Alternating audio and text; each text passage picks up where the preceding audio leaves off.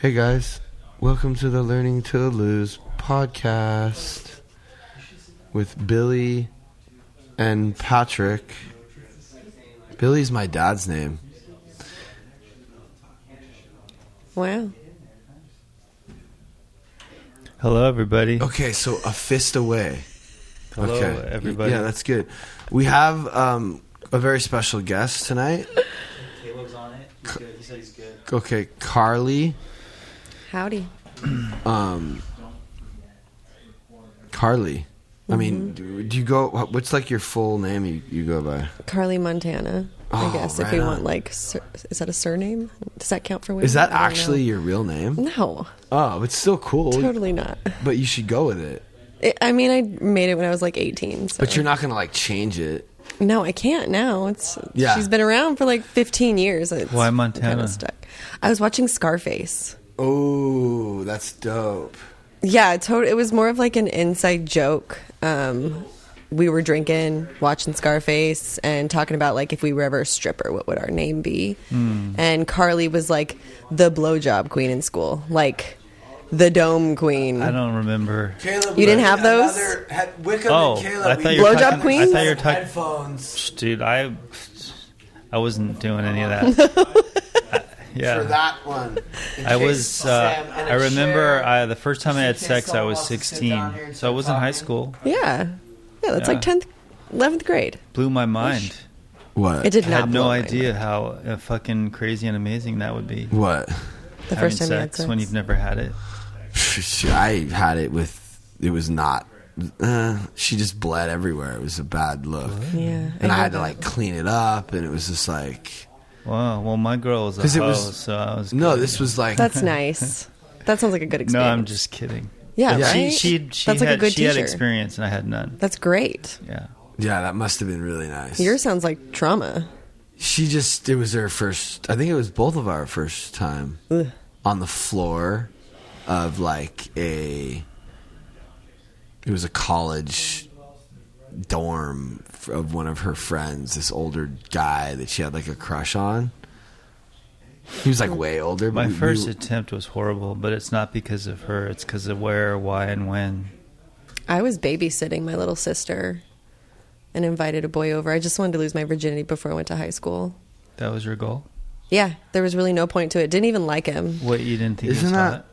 Yeah, he was good looking, but he was a moron. Like I he was feel like a tagger or skater dude. Like Yeah, but all dudes are kind of morons. yeah, he was simply just the penis that I needed to break my hymen so that But when I like- went into high school, I like was ready. Wow, you were calculated. Super calculated. But It was why- terrible too. It was boring. Yeah, that's like, it's so weird that we like think we have to do these things, you know? Like looking back on it, like obviously you realize you didn't need to do that before. Not you at went- all. Yeah. Why did you think? I mean, really? That's what was That's going through your literally head? what happened. Yeah, I just You're wanted like, to I'm get it going out of to the high way. school, so I need to do this. But like, look how my life played out. So it kind of. I have no idea how Well, your then life I did played out. porn for 15 years. So like, it kind of made sense. My connection Wait, with sex. do you not know this? I don't know who she is. Oh, I'm a former porn star. I retired a while ago, but So, yeah, like, and you asked her to share in the meeting. I thought that was pretty cool. I went to I don't know if you're like an active. But hold on. Did you know she was going to do the podcast No. when she was in the meeting? No, nobody tells me anything. I just show up. I actually did, though. I sent you Oh, I didn't know that was her. Right. I mean, I was just looking at her hiney going, wow, she's got a nice hiney. you didn't put two and two together. That Well- I think when you share it as sex addict, I'm like, oh, Yeah, there's okay. another But one. that was... Yeah, I just that sent. was- I sent him like one of the videos you sent me, and I was like, she's gonna be on. What did I say? You said her, which I know who she is now, is going to be on to talk about sex. And I'm like, oh, okay. That sounds interesting and fun. Yeah. So That's all you told me. And you sent me her Instagram. So then I looked and saw just a who bunch she of was. ass. But bunch of ass. Yeah. but you said something like you said something like we can talk about. What did you say? Sex. For me, where I'm at right now is navigating sexual relationships and intimacy out of the adult business because I spent my whole adult life in it. So I don't know what God, a normal person is like. So, like, I have no idea. The next one we do, we should. I don't know if I have a relation. Who's like the girl in the industry that you know the most, or that you think is like you're the best, closest to, that you could maybe get to come on? We should hit up fucking Abigail Mack. Abby would come for sure. Because I already have a good relationship with her. My she's wife cool. I've banged her a does. couple times. Yeah, she's great. No, I love her energy. She's an amazing person. Yeah, it would be cool for you to talk to her, because now you're out and she's still in. Oh, yeah. But yeah, so I thought and the other crazy thing is she's worked like here in this house. Yeah, this was a shoot house. I mean, it was high end. It wasn't like trashy stuff. It was like really nice, like Playboy style. But yeah, I shot here. Wow, what a trip. A couple times. Yeah. Small world. Isn't that Very crazy? small. It is. And the neighbor. Everything is so crazy. I can't even like wrap my head around it. Right. All the connections and quinky dinks. Yeah, I know. I think that we're entering. You hear Rudy? Is that Rudy? She is so fucking funny, dude. Yeah, I think we're entering like a really cool lane here with like everything we're doing. Yeah, it's pretty cool. Mm-hmm. Yeah, and she was really excited to do it, and she like promoted it, and like it's really cool. I feel like honored, like that you were like. You know me, I got about 10,000 questions, but I'm just going to keep Shoot them him. Why? That's why we're here. Because then he won't get to talk. 'Cause I'll just keep asking. No, it's good. We'll get into it. So I guess just tell us. You could just give us a quick little Background? Yeah, just like catch up. Yeah, a little something. Well, high school dropout runaway. It's kind of like the beginning. So porn came knocking pretty quickly. But like how? Like how do you drop out and run away? You just don't go. How do you like get into the porn industry? It literally came to me. Oh. Yeah, it came to me. I was walking on Woodley. I was picking up my birth control from Planned Parenthood. And an agent pulled up with a car full of girls, and they were all dressed up. I mean, it was like 10 a.m. Like, they definitely shouldn't have looked like that. And a girl got out and asked me if I was 18, and I said, yeah. And then he got out right away and was like, I need you to come with me to these different red light, Playboy, penthouse, like, all in Chatsworth. He was like, just spend the day with me. We'll always be with a group of girls so you feel safe. But I want you to see how much money I can make you, and you could set your boundaries. So... It's just like straight out of a scene from Boogie Nights. 100%, yeah. And where were you living at the time? I was living in Jodeci's studio, the R&B group. Yeah, I was living in their studio. Because you like knew them or something? Yeah. Were you not doing drugs and stuff at this time? No, my drug was sex. That's been like my power play. I would say that if I had an addictive personality trait, it would be control and sex, and they're intertwined. Not pleasure. Not pleasure. Not pleasure. Really? But it comes from a background. So I was raised by a single dad who has had 4 wives, and he's always chased women. So like that's kind of what I saw a man do. And then there's been many moments of sexual trauma in my life that I had to learn to navigate. So then it became this almost manipulation of man. And then I felt empowered. They're so fucking weak, aren't they? I mean, Simple. I'm just going to be honest. I can see all the dudes around here acting different because you're here. Whoa. Well, it's probably the pants. Myself too. It's just, I don't think that women know what power they actually have. 100%. They don't know. No. Some do. It's a chemistry. It's a full-on hormonal chemistry. It's animal. We're animals. We're no different. If a female walks into a male den, I mean, they'll start that's fighting. it. Yeah, that's it. So yeah, I mean, humans are the exact same way, and I know that. So Did you know that back then? Yes. So you just got plucked off the street, and for the perfect scenario for you, kind of. I got in the car. Nowadays, probably would never happen. No, I was excited. Because all the girls were there, so you didn't feel like threatened or anything? I've always been excited about like I've gone skydiving. Like I'm the person that like I'm going to try it. So for me, I was in a place that I didn't want to be, you know, so anything looked better than where I was. Because you were a runaway living in a studio, and it's weird to not have drugs part of that. It's, never even really present, to be honest. Like it never really was in my face. It just, I mean, I was broke, so it's not like I could buy it. I don't understand. So you use sex, but Get this, every porn scene I've ever done, completely sober. My entire career. are most girls not? No. Not even close? No, not even close. They're at least stoned. At least. Yeah, Most are alcoholics. A lot of them pop Xanax. She's fucking gnarly. Gnarly Karlie. Oh, I like that. Gnarly Karlie. No, she's like so strong. But my addiction's power, right? So that's also with self. You just have a confidence and a strength about you that's cool. I think for someone like you, practicing like humility, calm, open mind, because you're It's hard. like an alpha. It's hard. Woman, which is weird for women. Most women aren't, but like that's my thing too. So we have to be like.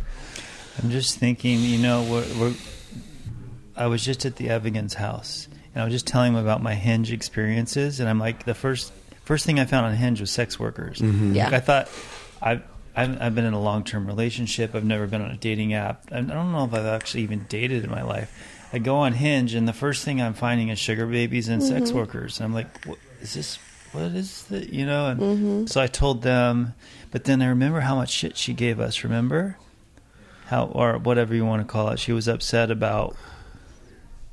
I can't even remember why she was upset. But I went to the Vixen party and I made like a video. That's a fire ass party, by the way. Yeah, I made a video. Well, I don't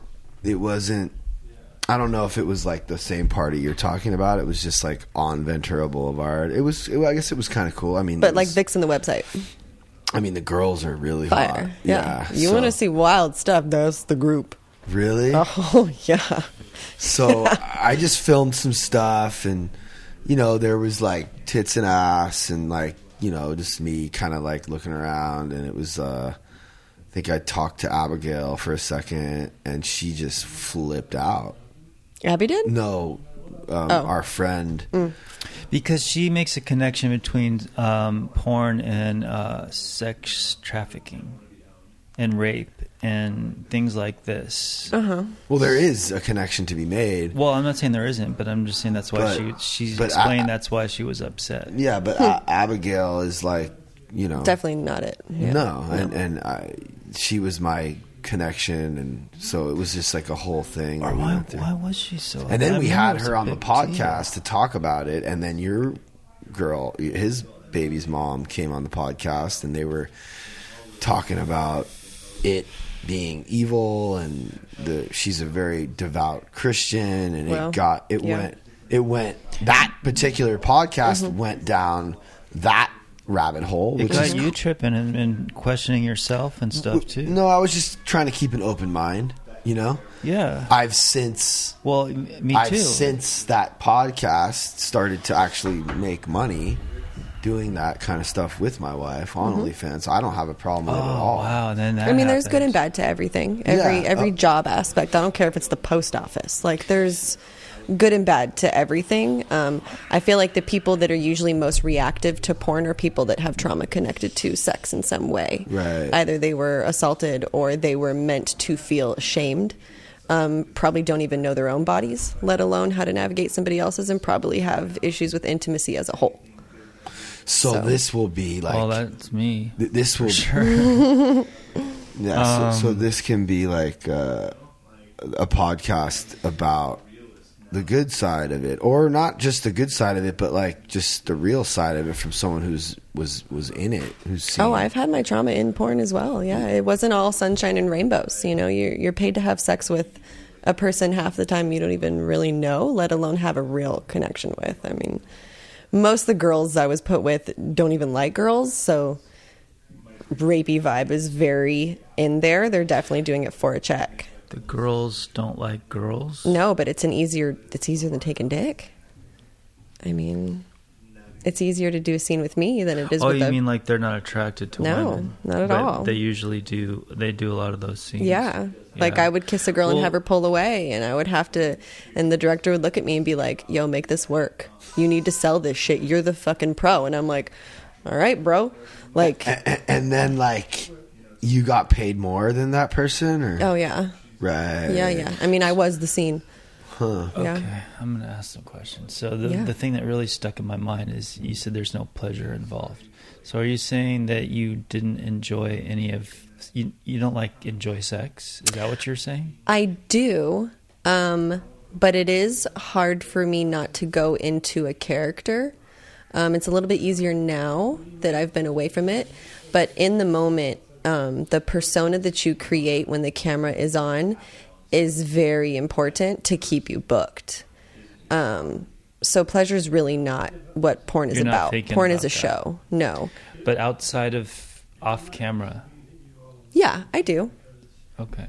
But what's hard for me is understanding emotions and sexuality. That's where it gets really messy for me, because I've trained my body to go into sex mode, which has nothing to do with emotions. I don't even know your name. You know, we're just here, we're exchanging energies, where it's a high level of exchange, and I'm out. Don't call me, don't text me. Like, it's very separated. God, that's so gnarly. So now having to have relationships with people and having to give a shit about their feelings and having to show up in a way that I never really needed to before it's been a surreal experience, to be honest. How long it's has been this hard. Almost 4 years, like 3 to 4 years now. And you've had a few relationships. I've tried. Yeah, it hasn't been easy, to be honest. But how long have you been with Ryan for? We've been dating for like 4 months. Still fresh, but like we go through our shit. Like, it's not sunshine and rainbows. Like, our traumas collided immediately. Right. Immediately. And like, you know, he has his own background, I have my own, so they're heavy backgrounds, a lot of baggage. It's amazing how much of that there is in really getting intimate with somebody. Like, not sexually, but, you know, like together. Yeah. I mean, I haven't even got anywhere, but I've been talking to people and stuff, and it's just... And like, imagine the caliber that I've had. So for me, when it goes into being intimate with a normal person... You're calling him normal? Uh-huh. Okay. I haven't learned, and you think I would have, but like, me as a normal person without cameras, I haven't learned how to express my wants and needs in a healthy manner. When it comes to sexuality, I haven't learned that yet. You mean what you like? Yes. You're on TikTok? You don't know what you like? Yeah, it's Hot Pocket, because somebody stole my name. It's HWTPKT. HWTPKT. Hot Pocket. Oh, okay. Yeah. Cool. Yeah, I do know what I like, but also like maybe I don't, because like I haven't been with a girl in a few years. I don't know if in my mind it's my trained mind that misses it, and it's just something I was used to, or if it's genuinely something How that do you like spell your name? Karlie, Montana, like the state. So you're thinking I might want to get with a girl? Yeah, I don't know what part of my sexuality is my own, and what was taught to me in the business, because I got in at 18, and that's like, I mean, I did it all through my 20s. So when your mind is being created with the fundamentals of your sexuality and your personality, I was this person this entire time. I had sex with way more women than men. Way more. But I don't date women. Can I ask you, I don't know if I'm going to like offend you, but... No, you can't offend me. So what about these monster dicks? They're terrible. First of all, they're terrible to do. To do? To take. Okay. Yeah, no, they tear your insides up. Like that. Like, I did not find pleasure in that. I had a very small list. I had like a list of like 6 guys that I was willing to do scenes with, because they were normal average, a little above average, just because, you know, you have to be able to do positions, and I have a big butt, so certain positions you need length to see. Personally in my life, like, no, I don't want to get a UTI every damn weekend. I don't. UTI, what is that? Urinary tract infection. Shit is real. With big dicks, they'll destroy your urethra, like tear it to pieces. And you need lube all the time because you're always stretching and ripping. I wouldn't be able to have a partner that, like, we could go. Stretching and ripping. Yeah. That hurts. Yes, that hurts. And then you can't work, right? So if you take a monster dick and you tear, you're out for a week. So what are these girls doing with the ones that are just, you're just like, holy shit, are they used to? Yeah, you stretch out a little bit. They're probably, you know, a little bit wider set than an average person. I mean, the vagina can push out a fucking baby. What about ass? Oh, that thing can stretch. So that's better. I don't do anal, Oh, so no, I've stuck a toy and finger up in there myself, but no dicks. Why? I feel like anal is something that you should do in your teens. I feel like once you're like in like your adult years, it's kind of like, do I want to stick something in my ass? Oh. No. I don't know. Some people love it. I just don't have the Just because they appeal. love No, it. my vagina's great. That's where the G spot is. I don't have a prostate. What am I sticking shit in my ass for? Caleb's like, wait, what are we talking about? You should stick something in your ass because you have a prostate. See? Oh, Anal's wow. for dudes. Interesting. Yeah. That's interesting. Yeah, I've definitely. butts? I've done that. fucked a but couple it's butts? Not. Oh yeah, I love that. But like, Why?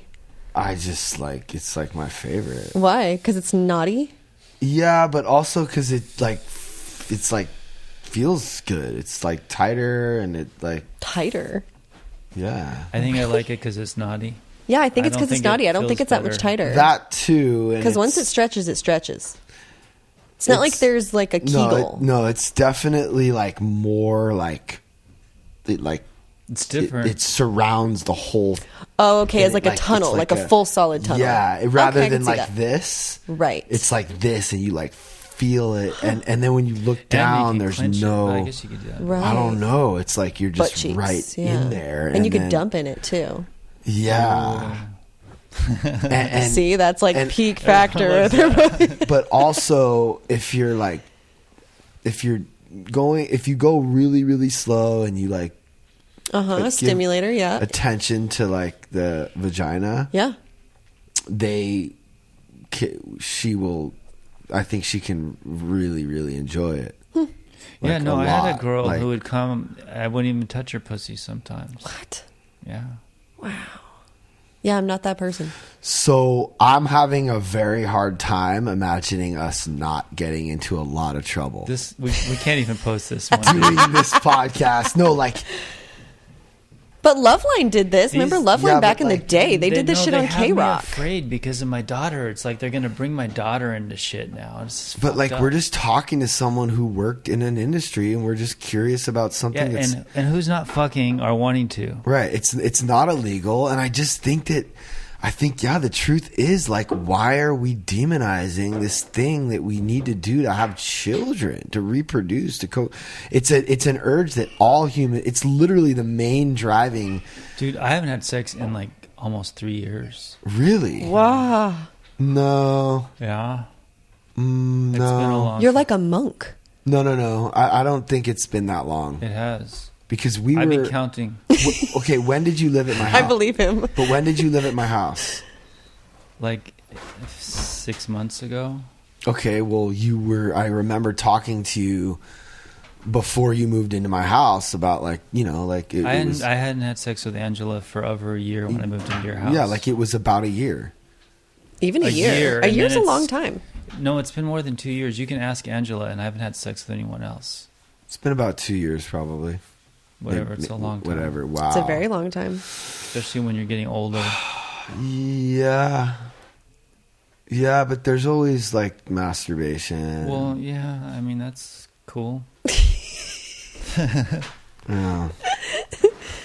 I do it every day. So That's I'm, so you know. interesting. I yeah, this the anal thing is just because a lot of guys love that either, but like I do. Wait, oh, I haven't dated any that required anal.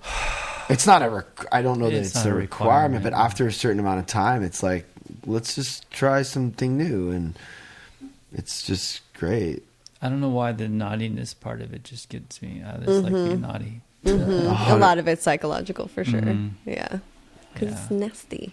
All right, so now you got away from that industry, and you're like, I don't want to have anything to do with this. For the last few years, I was very anti. Why? I was polar opposite.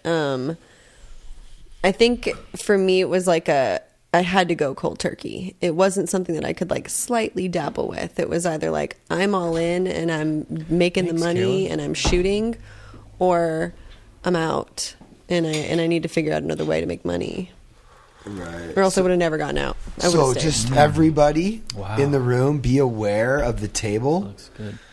Every time we touch the table, you can hear it. Yep. And yeah, Caleb, I want to think about that. I want to think about a way to put something.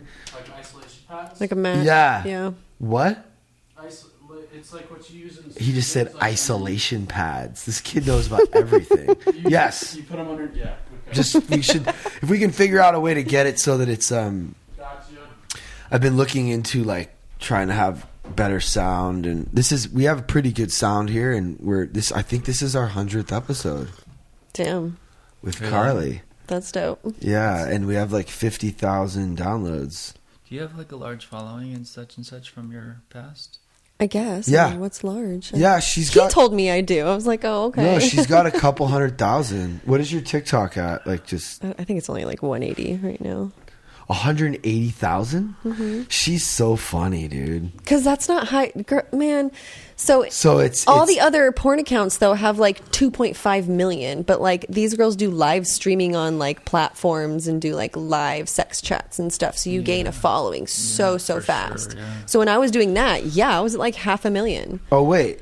Oh, TikTok ain't shit. I'm not popular on TikTok. well no, that's what I just asked. No, I'm Instagram. Right. Porn is good on Instagram. No, that's but I'm like just, my world. Yeah, TikTok ain't. That's don't what have I nothing said. over How there. much do you have on TikTok? And you're like, Wouldn't that be crazy if I just boomed like that? well, you just said you No, yeah, Well, that was totally wasn't listening. Yeah, but you said, what'd you say? 180. 80, and yeah, that's Instagram. Yeah. So look, here's the thing. I've seen you since we had that talk. I've been Mm-hmm. watching you, and I really love to see you post because I know that you're like transitioning into this new person that you want to Mm-hmm. be, and What is that?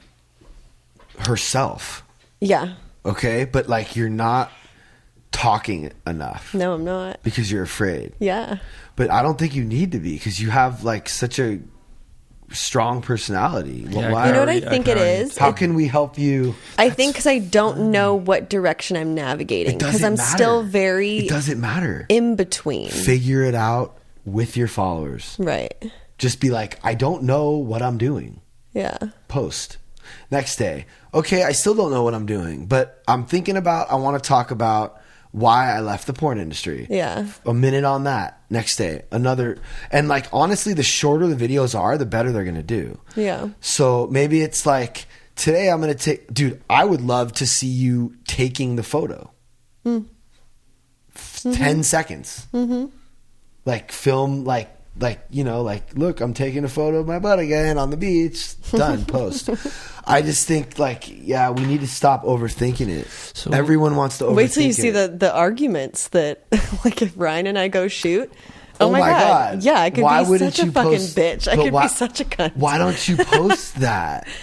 Mostly because I'm just not shooting it. I think Wait, Ryan. Yo.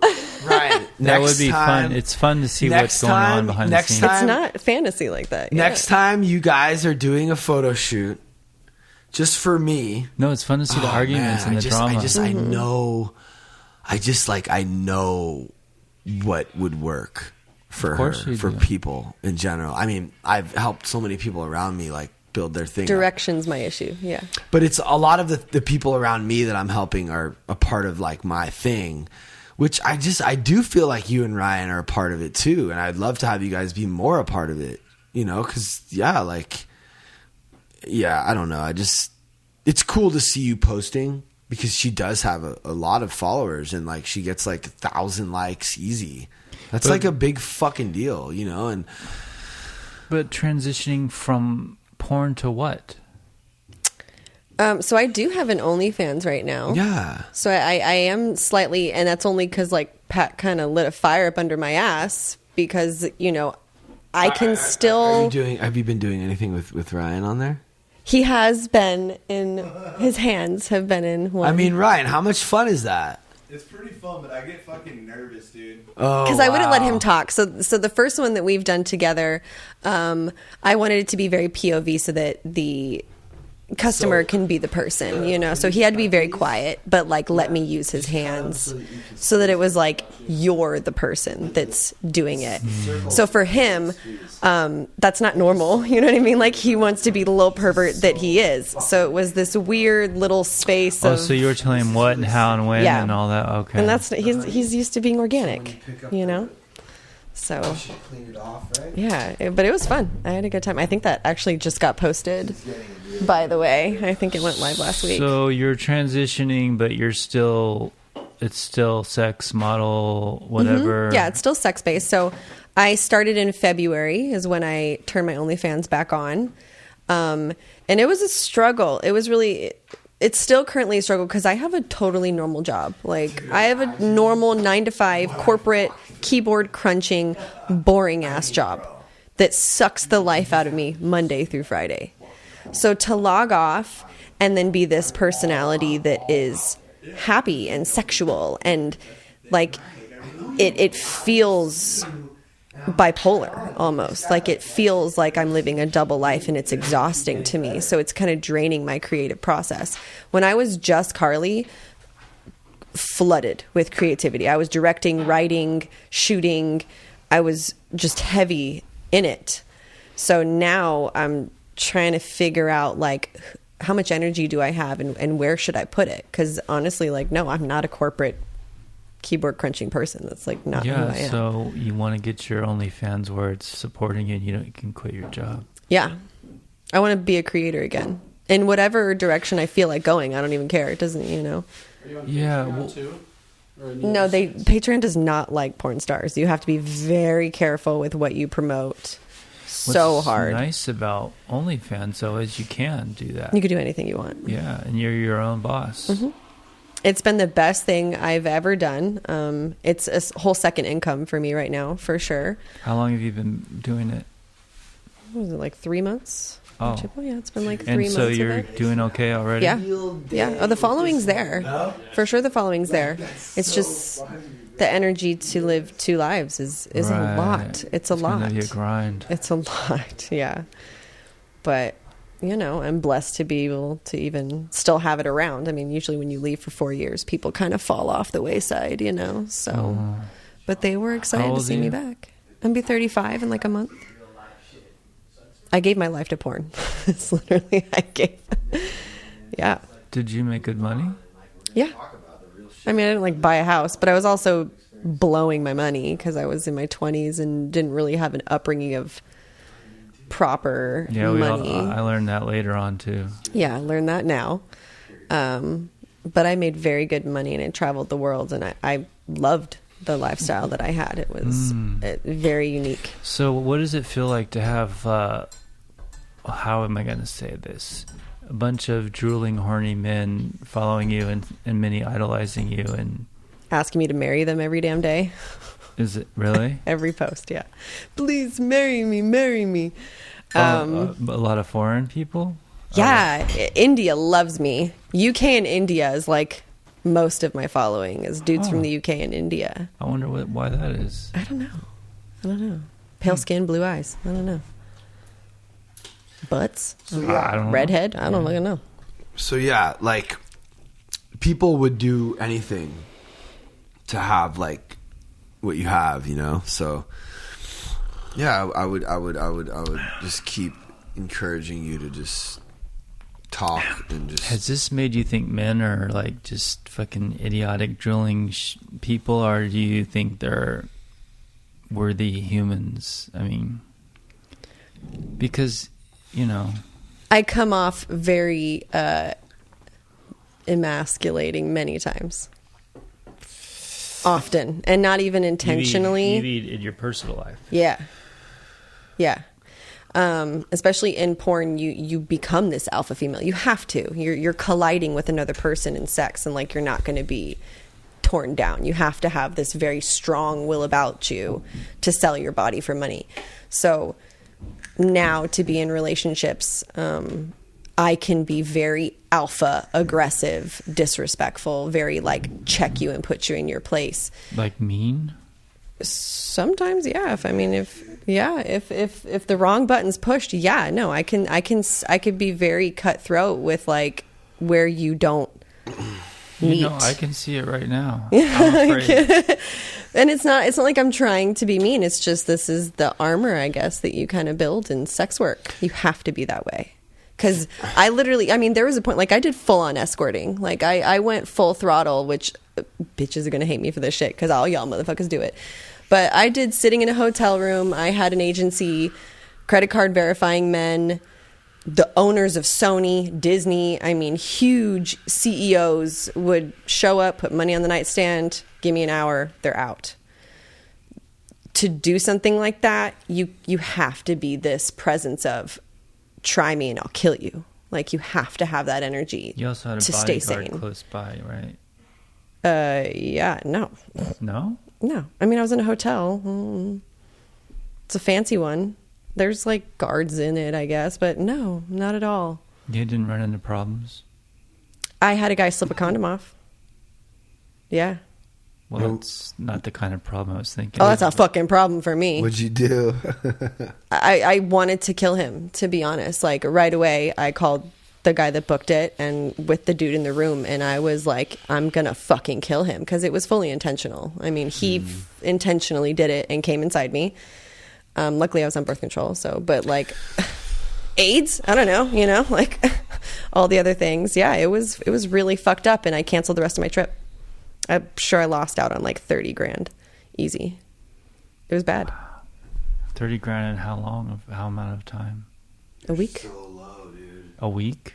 A week. A week? Mm-hmm. Look at your fucking... Fuck, you could make some money. Oh, I made a lot of money. I mean, yeah. you could make money again now. I mean, Yeah. and like instead of spending it, invest and save and. So how have you been doing on OF? Good enough. If I really applied myself, if I wasn't doing 9 to 5 bullshit work all day and really was like into the creative process, No. I'd make more money. No. But I'm doing okay. No. It's a second income. That's But it's not about 9 to 5 because all you need to do is put an hour in every day. I know. But it's okay. I'm just wondering, what do you do for 9 to 5? Customer support. I crunch emails. So, yeah. Yeah. You could, dude, we could do better, more too. It's like, it's so crazy to think about how much you can make, and it's such a real source of income, and it's just like so hard to like, for some reason, it's just this stigma around it. It sucks. Well, I'm terrified to even post my link. Like, I won't even post the link. I have to, like, reroute you to carliemontana.com because, God forbid, if I post OnlyFans link, I'm going to lose my profile. Yeah. And that's, like, death to access, So... Sucks, dude. You have to be so careful with what you post, what you say. It's really crazy. Why? Can somebody tell me why? Why does OnlyFans have an Instagram account? Why does Brazzers and Bang Bros and Penthouse have Instagram accounts? Yeah. But I can't talk about my OnlyFans. But OnlyFans can have an Instagram account. Can you tag them? Yeah, I guess, technically. But but what are you going to promote? Well, I mean... Go to my link? Find me? Their search engine's trash. No, but you can just be like link in bio. You and can't put your OF link in your bio. No. I don't. Well, I no, would you never just use risk it. Linktree. I also won't use that. Why? Because I know people that got flagged for that. When it'll happen, it'll happen. So I just don't even dabble. No, you can use Linktree on Instagram. I don't know. I just don't. What I do is I link it to my Twitter, and my Twitter has my link.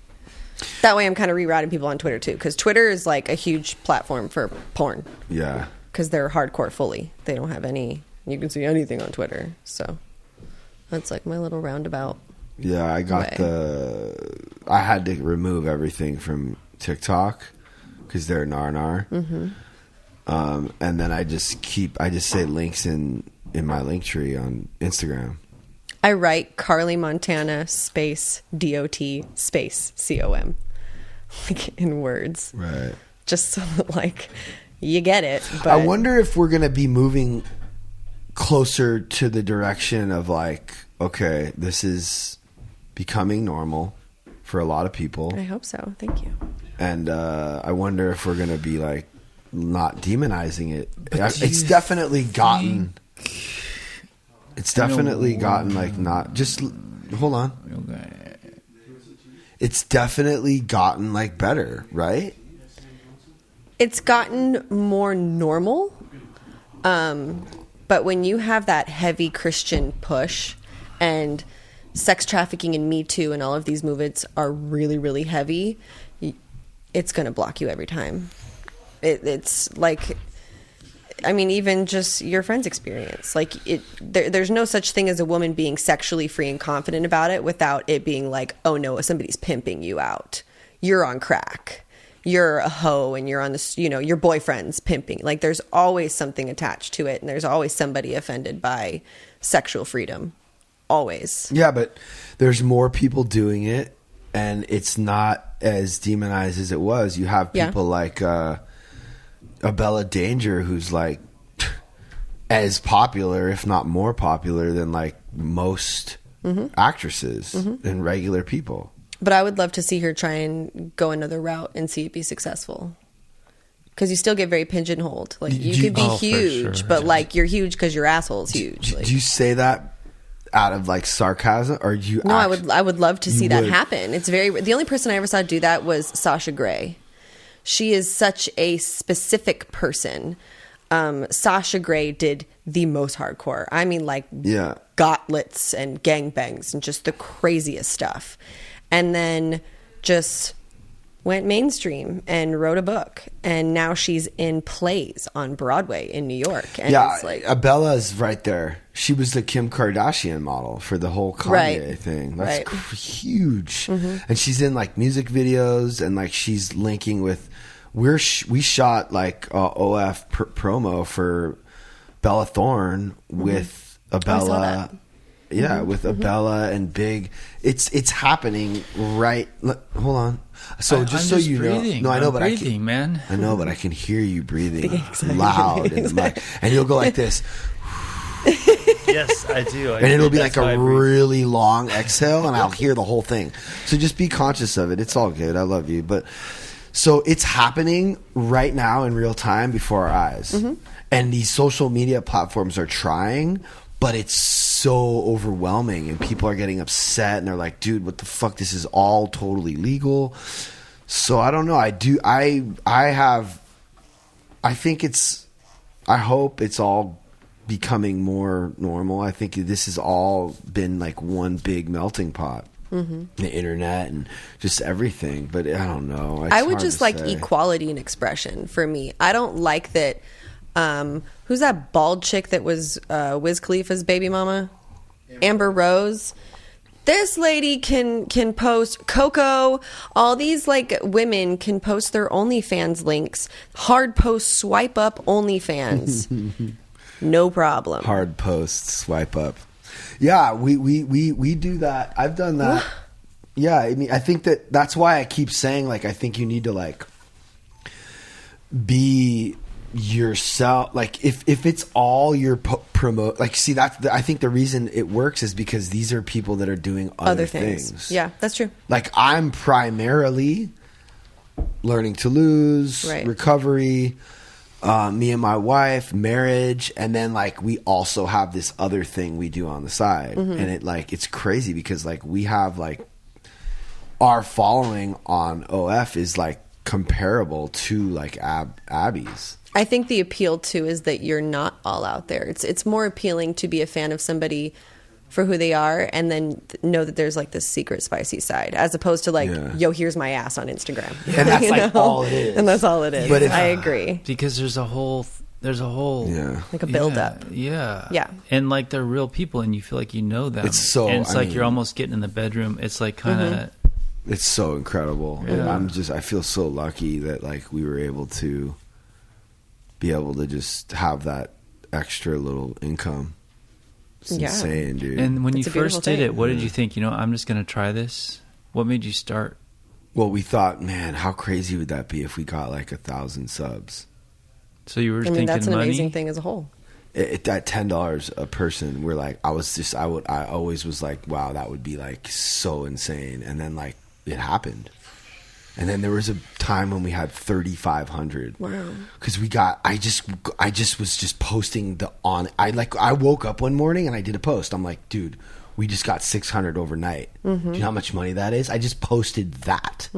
It wasn't like, it was just so transparent. And the night before I was like, so we were just over on the couch and on the bed, she was like in the tub and I was like, I was only showing her face and it was like link in bio. It was like it was just full on TikTok before they got like gnarly with it. And it got like so many views. And then this other time, these videos that went viral talking about it, like spiked our subs. Yeah. So one day I came home. You were there in that video. This video got almost 2 million views, and Wow. it was me coming home. Oh, that was hilarious. I walked in the front door. I'm like, dude, my stepmom just subscribed to our OnlyFans. Oh my God, no, she didn't. And everyone looked at me and they were like, what? Started cracking So up. that was the video. Yeah, it's And it fantastic. went That's a soundbite. It went Yeah. viral.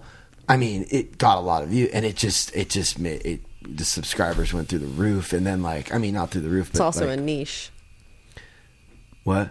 Like a niche. Like that's like your stepmom watching your porn. What are you talking I about? didn't Right. even think about that. That's so yeah. fire. Yeah, I What? never You know how even many times I've been considered a stepmom? And the video I posted right before that was me and my stepmom. Oh yeah, that's a fantastic setup. I was talking to I was basically explaining to them. I was like, this is really awkward, and I feel really almost like violate, like how that's like my private. Yes. It was, and then I said we made 60 grand. By the way, so And how everything was so are you? How can you be upset about that? Yeah. We don't have any other source of income, so we're figuring it out. So like that real brutal, honest, transparent.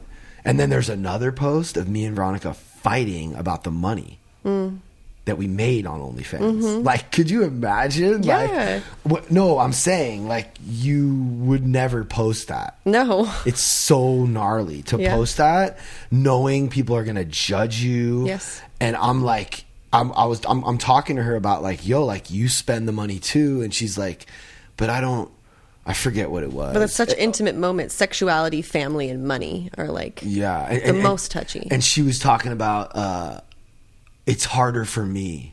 I'm the one, like I'm the one who's scared to put myself out there, and it's easier for the guy to do that. And I don't know if that's necessarily true. I don't think so. I think it's all personal. Men have such a complex with their penis. oh my God, it's Y'all insane. are so weird about your penis, and I think it's the exact same as a woman with her body. It's no different. All you're going to do is compare yourself to somebody else and be insecure about it. To kind of touch on what you were asking earlier about like people and having people like want to see you like that way, like it's only been really, really good for me, and it's only helped me feel better about everything in our relationship, and like it's validating, and Yeah. it just feels good. It's like, wow, it's only been good. It's kind of crazy to say that. And I do think that if you do it like with someone you care about, it's almost the anti porn. It's like the 'cause it's a fight real relationship. against, yeah, it's like, and I think truth, transparency, honesty, vulnerability is like, if everyone adopted that, like those, like the learning to lose, like ideology, like what that brand stands for, I think it would just be good for everything and everyone. And I think it could help make social media a better place, a more honest place, and contribute to the less shame.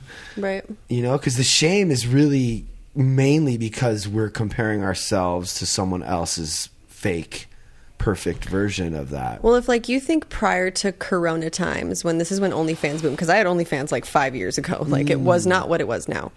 The adult industry as a whole is not based off reality. It's based off of a fantasy. So to sit there and think about popping that fantasy with reality is not done. Like, unless you do some like Tommy Pan type of movie, but that's not even real. Those are like the happy, sexy moments. That's not them cussing each other out, getting to the boat, and her not wanting to suck a giant dick while he's driving. Like, that's what actually happens. You know, you get very frustrated in the content and the creating the content and still needing to shoot the content, even though you want to fuck this person up, you know? Right. That's not the stuff you showed. You edit all that out.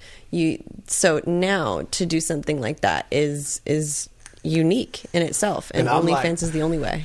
Yeah, and like I've been shooting my whole life, so I'm pretty ill with the phone.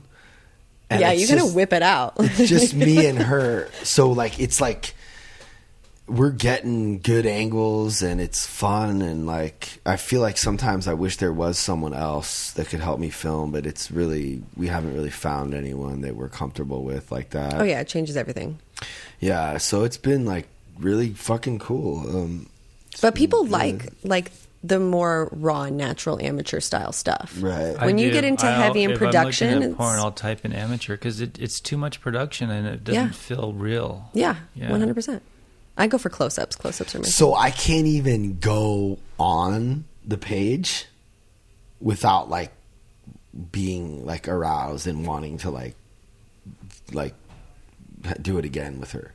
It's That's so great. It's so hard. But that's wonderful for your Well, sex because life. I see it's for both of us. that's amazing. We both will like we'll go on there to just like tend to the messages and like whatever, and it's just like, okay, like we're turned on immediately. So I can't even like do it every night. I can't even go on there every night. It's almost like I feel like we need someone like help.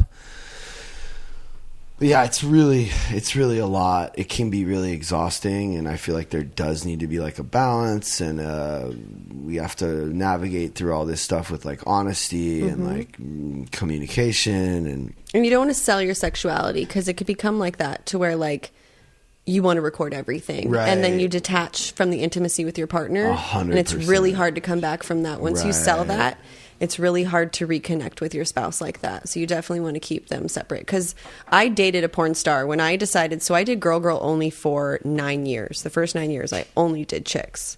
And then I started dating a guy that was male talent.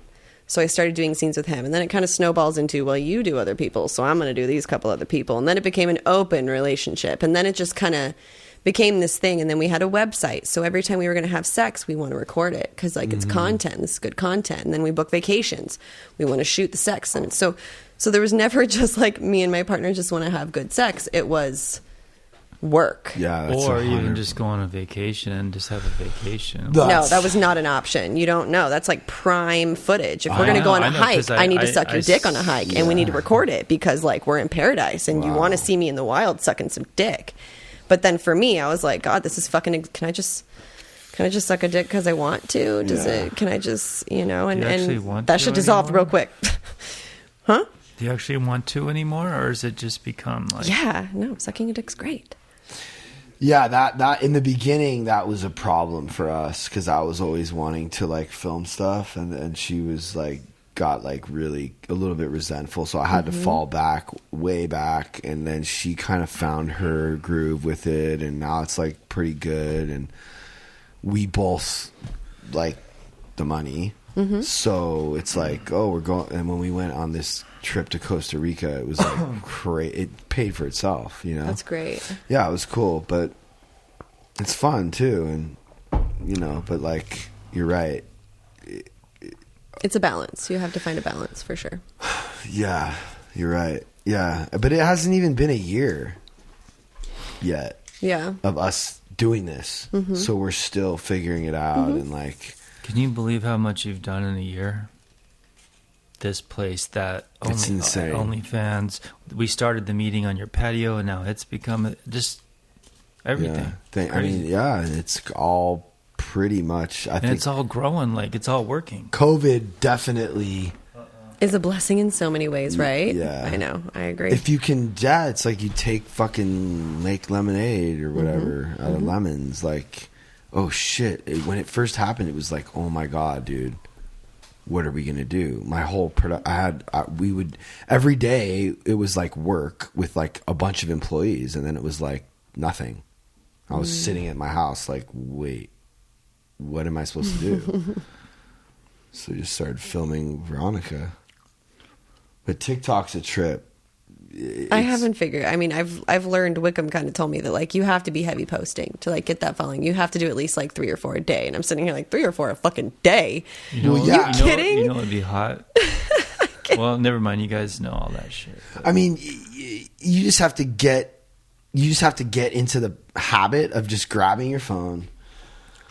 It's not that hard, you know. You just push this little camera button. You gotta not worry about what you look like and stuff, though. Like even at work, I don't give a shit what I look like. Most of the stuff on my TikTok has no makeup. You could just be like, we're whatever. just talking to Karlie about how easy it can be to make content. That's it. You guys, everyone needs to just stop overthinking it if it's something you want to do, you know, and just do it, you know. Yeah. But sometimes it can be hard. You know, pulling out the phone, it seems like we're breaking the moment, but if you get good enough at it, like it doesn't even need to break the moment. And I don't use the front camera. I use this side. Yeah, only. so people can't see themselves. That's very smart. Yeah. Yeah, It's almost like a directional thing, you know? And then I don't really, because I'm posting so much, I can't. So you just log it in your camera roll. And then go from there and post. No. You literally just shoot live posts and just go. I'm just going to post it right now at Karlie. That's wild. Montana, boom. And then like while we're talking at the Learning to Lose podcast. And then it's only on the first one. Oh, fuck. That's on Graceland. Because I'm on the wrong account. But yeah, I mean, and sometimes it can affect the moment for a second, but it just has to go out, you know. What I struggle with is wanting to literally just quit my corporate job and put my all back into OnlyFans because I know I'll survive. Like I'm not, you know, the followers are there. Well, you don't need to quit anything. I don't want to do both. Well, I think you should just do an hour a night. Oh God, he wants me to log off work and do more work. Well, it's not really. I mean, if you can figure out a way to. But I live at home alone. I'm like shooting my ass. I'm just shooting my dog, and I'm shooting here. Doing my meal preps and like. Yeah. Oh my fucking God! All of it. I mean, I guess. Yeah. I mean, but it only needs to be in 5-minute increments. Right. 5 minutes or 1 minute. Right. Here, 1 minute over there, 1 minute over there, and then maybe like 5 or 10 minutes on OF. And that's like, you know, that's less than an hour every night. Like sometimes I'll just charge for like 1 hour while I'm running around here. I'll run around, do like a Graceland post, throw it on TikTok and throw it on Instagram. And then I'll do like a quick little story of going to Learning to Lose, say something, TikTok, Instagram. And then I'll go onto my page and I'll do some TikTok, Instagram. So I'm trying to delegate that. I'm trying to delegate the Learning to Lose to Wickham and then Graceland to him, but like it's just. I've never lived my life that transparent though. I've always been like segregated. You know what? I don't want to. Like I would love to be more of who I am as a person. Well, I can. Yeah, You'll blow up. That's. Because I would I'm rather interested be that. in who you are as a person. But if it was just sex, I'd probably, you know. Yeah, it's a dime a dozen. So that's the reason that I'm like pushing it is because I can tell you're interested because you're obviously you gravitate to.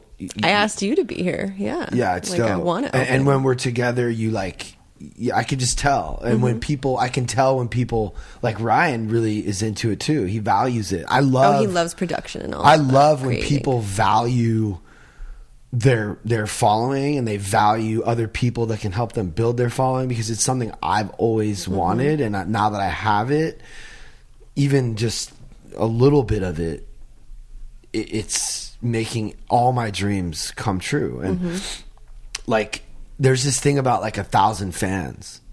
There's this book about this guy wrote this book about like all you need is 1,000 fans, like real fans. So maybe you need to have 200,000 on Instagram to really be speaking to 1,000. So if you have 1,000, see, that's why these apps like Community are cool, because like you can text the people, which I feel like I might need to jump back on there, because the algorithm will prevent some of the people from seeing your stuff who might want to. So that's the thing about social media that kind of sucks, is you probably have 1,000 fans, like real fans. I'm talking about 1,000 people that will buy anything you sell. Yeah, they send me money for fun. Okay, so if you could reach those people once a month, or even once every other week, you could make it, if those people would be willing to pay, follow me anywhere, $50 to $100 a month for whatever you're doing, that's it, you're done. That's your living. So I'm trying to actually look at this whole thing from a different place of like, all right, I don't necessarily need to be trying to reach 1 million people anymore, because I'm always trying to do like the viral post, and it's like I'm not speaking to the 1,000. Yeah. So I think we should be always focusing on like speaking to the 1,000. Yeah, the true supporters. Yeah. Yeah, who gives a fuck about viral? You'll be important for a day, right? No, like we do give a fuck about viral, because it's how we reach new people. That and if you reach 1 million new people, maybe like a couple of them are gonna stay for life. Right. You can't get to the new people unless you're trying to go viral once in a while with like trends and whatnot. Sam, why don't you sit down with us? Or what do you think? You listening? Kind of. Why don't we grab a chair? I've been just go in the private room and just grab a chair. Can you get Sam a chair? Caleb, please. Remember, Caleb, I asked you for headphones and a chair. What happened? I thought you might order headphones. Oh, we need another set. Do you think we could get off this a bit, and I could just find out who she is for Yeah. a second? Fire off some questions. Please. I mean, yeah, you Because I feel like your man is getting tired of waiting. He's not waiting for me. He lives down the street. He's just Oh. hanging out. He's also smoking a cigarette, so he'll do that. You didn't come He's not. together. No, he's not waiting for me. Oh. I always do this little precursor here. I'm going to ask questions about you. Okay. You don't mind? Not at all. Okay. I am an open book, unfiltered. Yeah, usually people are really cool, but I don't want to be rude or seem no, like you could not be. I don't want to hurt feelings. You could not offend me. You've been asking questions since the beginning of the But podcast. you could not offend me. You really couldn't. I know, but I have more, and so I want to ask him because we've. Go ahead. Yeah, ask him. You don't need to ask. Just ask. Well, you guys were in some pretty heavy like digital production shit, and so I don't. All right. So my question here is one. So your body is your income or what you want to do. So are you like are you obsessive No. over food, exercise? No. But you do work out and you do eat well, or you just don't even think about it? No? I don't. I mean, like, I'm aware that, like, 35 brought on a whole new version of cellulite that didn't have it prior, but, like, I'm also a grown woman that I don't care. I eat everything and anything I want. I don't diet. I don't believe in dieting, because dieting actually makes you a total fucking cunt in general. And I don't need the mood shifts. I have my own. No, I love my body. So and wait. plus, man, I got Facetune. If I really don't like something, I'm going to just But what do you eat? airbrush it out real you quick. just don't have to worry about your weight at all. You're just lucky. I mean, I do have really good genetics. Yeah. Yeah, no, my mom, she's had 3 kids. She looks just like I do. Wow. So, yes, good genetics. I've always kind of looked like this. So Yeah, you're your not body's pretty tripping how crazy. your appearance is. No. And you're not comparing yourself to other girls. No, I compare my content. I'll look at their stuff and be like, oh, that shit's fire. Okay, I need to step my game So up. what? Like, wait a minute. creatively, I do. So you're saying you're totally confident with your body and your look. Yes and no. I mean, like if Ryan takes pictures of me, I'm going to go through there and be like, all right, I'm choosing the pictures. You're not. Well, I'm choosing. yeah, of course, you're gonna choose the good ones. I will airbrush some cellulite out. Yeah, I will. I'm not going to change the shape of my body. I've had no plastic surgery. I've had no injections, no fillers, I get laser hair removal, which I highly recommend. That shit's I gotta great. tell you, I love natural. I rather have saggy, small, whatever. I just when it's not real, it just I lose everything. I think for me, the fear has I don't know always why. been you don't know what you're walking out with. So right now, I've lived with this body. Would I love some giant double Ds? Fuck yeah, I would love some big old No. titties. But No, do I no. want to come out looking botched? No, I don't. So I'm going to just leave it the way it is. And I like my proportions. I'm very lucky with my proportions. So What do you think, Sarah? Do I want breast implants? Always. No, I like both, but I was married to a woman with breast implants, and she spent her life dreaming about them moving and shifting and worrying about them. The anxiety that it brought about was far too high a price to pay for any bump in confidence she may have had for the 5 minutes after the operation. yeah, and it's a foreign thing in your body, so they But at some expire. point, you do have to have them taken out. Yes. You are essentially signing up for A second surgery. surgery Yeah. every 10 years, basically. Yeah. They'll encapsulate, they'll create scar tissue. I mean, and then to get them reduced, you look like Frankenstein. I mean, there's just so much. You can lose nerve sensation. Me and my nipples are best friends. I can't say this for everybody, but I'm a huge nipple arousal person. And I hear so many women lose the sensation when they get It seems implants. terrible. Could you And imagine? you can't get it back. You cannot get it back. Nerves are gone. That to me is not worth double D boobs. It's just not. Veronica just had them done, but like, Does she still have sensation? they're smaller. She had them like tightened up because Oh, 'cause she had 'em prior. And yeah, it was a whole thing. But So this was did her she get second them, set. Did she get them through the nipple or behind the breast? It's cut. Because she had to augment them. So she's had them twice. Yeah. Yeah. So that's good. That's what I was talking about with the Frankenstein, because like there's already scar tissue. So you could either go in from the bottom, you can go in through the nipple, but like you're playing with a lot of nerves and you don't know how it's going to turn out, because like if she does a bunch of chest workouts, she can make those suckers hard as a rock and completely separate. You can make it to where they become one uniboob and now there's no cleavage in the middle and they just conjoin. Like, I'm good. I'll keep my little C's or whatever I got, big B's. I'm good. I grew up in porn. Like I was 18. I didn't even have tits. I didn't even have an ass. So Really? You didn't? not really. I was on Barely Legal. You can probably Google it. Small. I was like large A cup, How tall are you? 5'7". Okay. Yeah. You seem very tall. I don't know why. That's because those shoes are sexy. I got to tell you, I was looking at those during the meeting. Thank you. Yeah, no, I'm just. I mean, I guess I'm tall for like the average woman. I think average woman's like 5'5", but yeah, no, I mean, can you imagine? I'm posing naked my whole life, and I have this like fucked up complex about my body. Like that would just be horrible. Well, no, I'm just asking because I imagine a lot of girls probably eat super good diets, work out obsessively. You know, like Veronica, yeah, I don't. his do that. wife. Yeah, I don't do that. But I would imagine you'd be more likely to come out of that industry with a complex than go into it with one.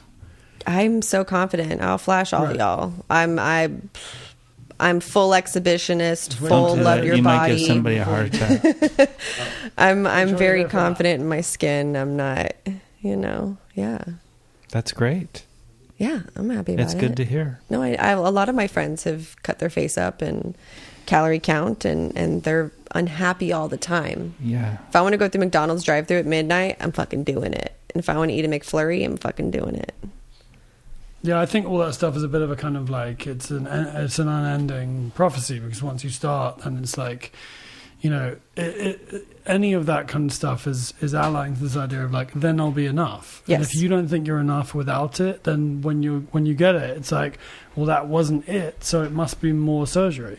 When in truth, it was never about the face, it was never about the No. surgery.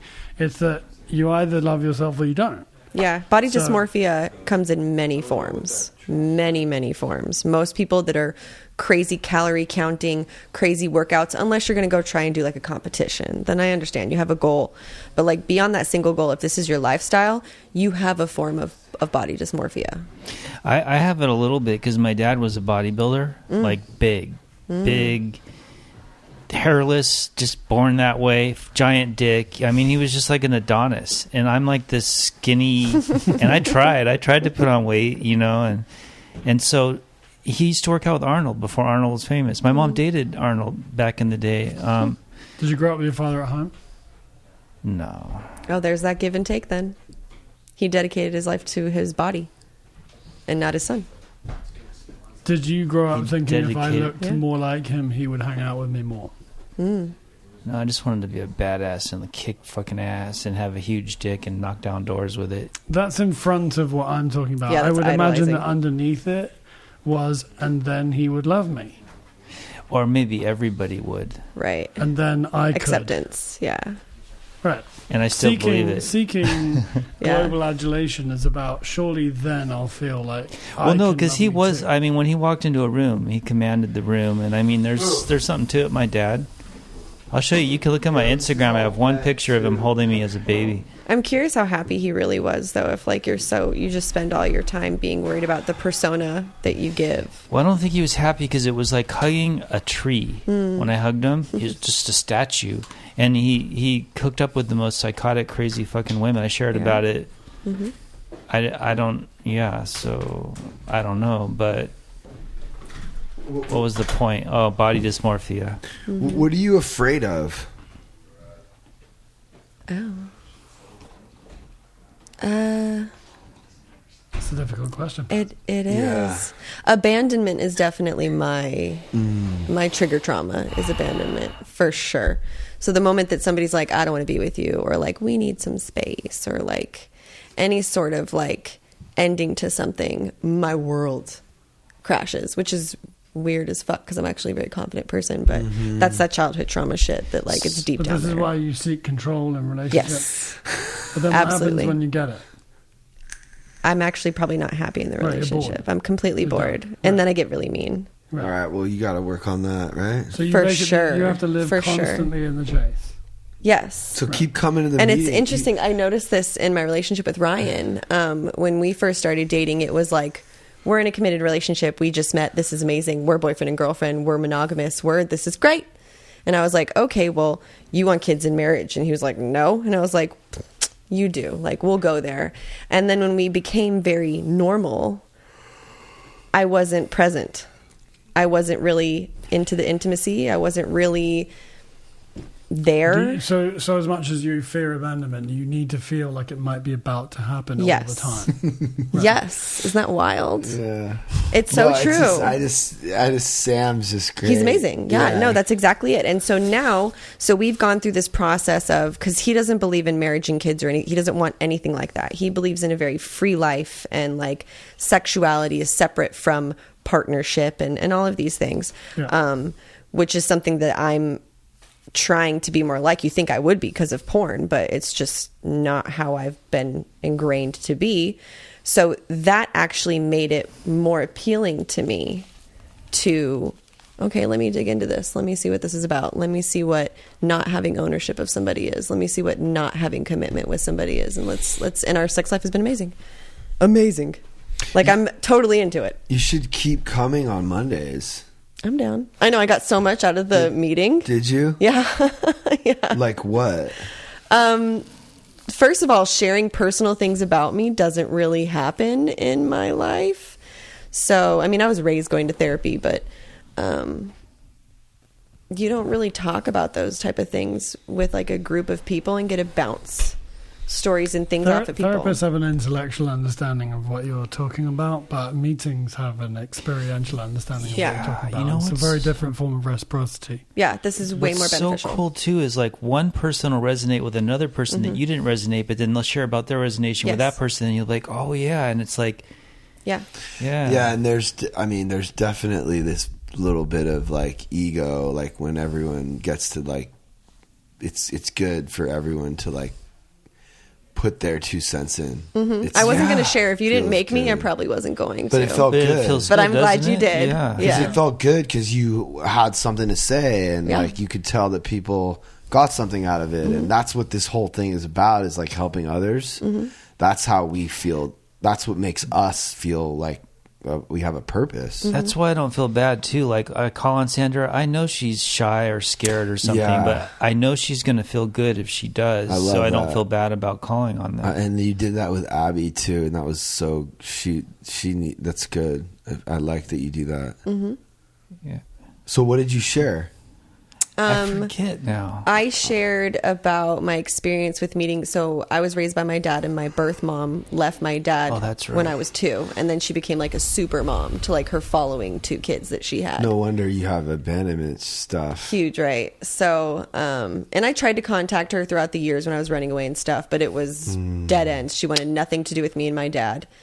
And then this That year, sucks. I finally got a hold of her this year, and I was like, look, I'm a grown adult. Like, it's not me and my daddy anymore. Like, I'm a grown woman, and I know that like a lot of my relationship issues come from the lack of connection that I have with you. And I'm not asking you to be my mom, but I do need to kind of dig into whatever this is, because it's following me around. And so I literally flew to this stranger's house and lived in her house for a week, and just How'd it go? Your birth. it was all right. Your mom. You haven't been around your mom since what age? 2. I don't know I don't know her at all. She's a complete stranger. So that- who raised you? My dad. And then he's been in your life the whole time. Mm-hmm. Oh, okay. You have a good relationship with him? No. Okay. He chased women. Like, his whole life was like wanting to go find them. He's been married 4 times. So like I was really home alone a lot.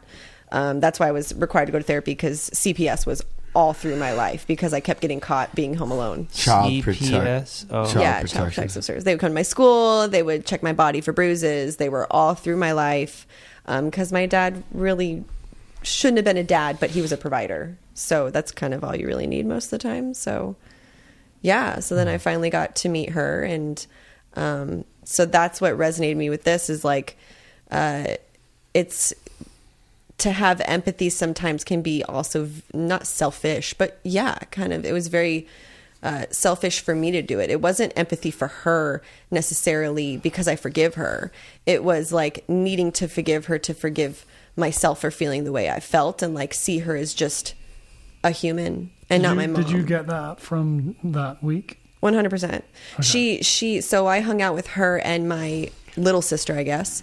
And she had made a statement of, oh, you know, Chelsea, I can't wait till you have kids and I can finally be a grandma. And I was just sitting there like, this fucking retard.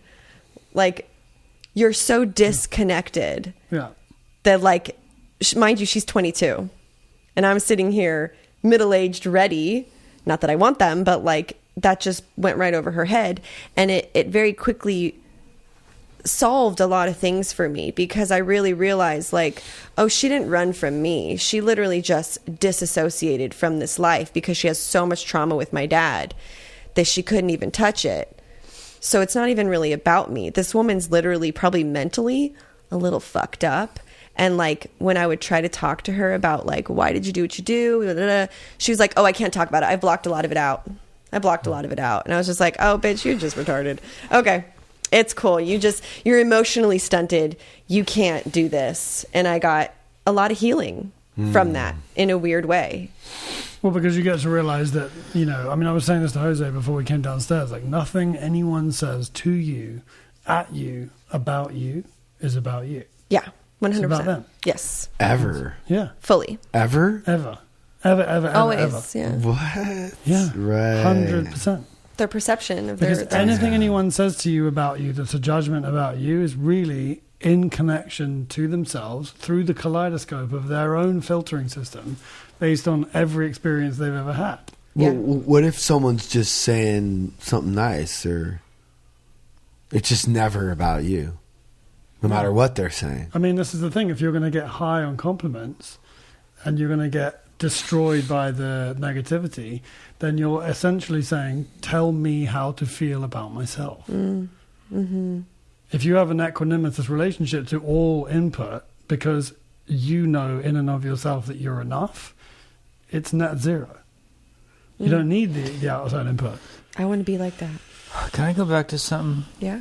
So you've been with Ryan for 4 months, dating. and you've gone through the passionate wham bam thing, and then you went to normal, and then you went to open relationship. Right.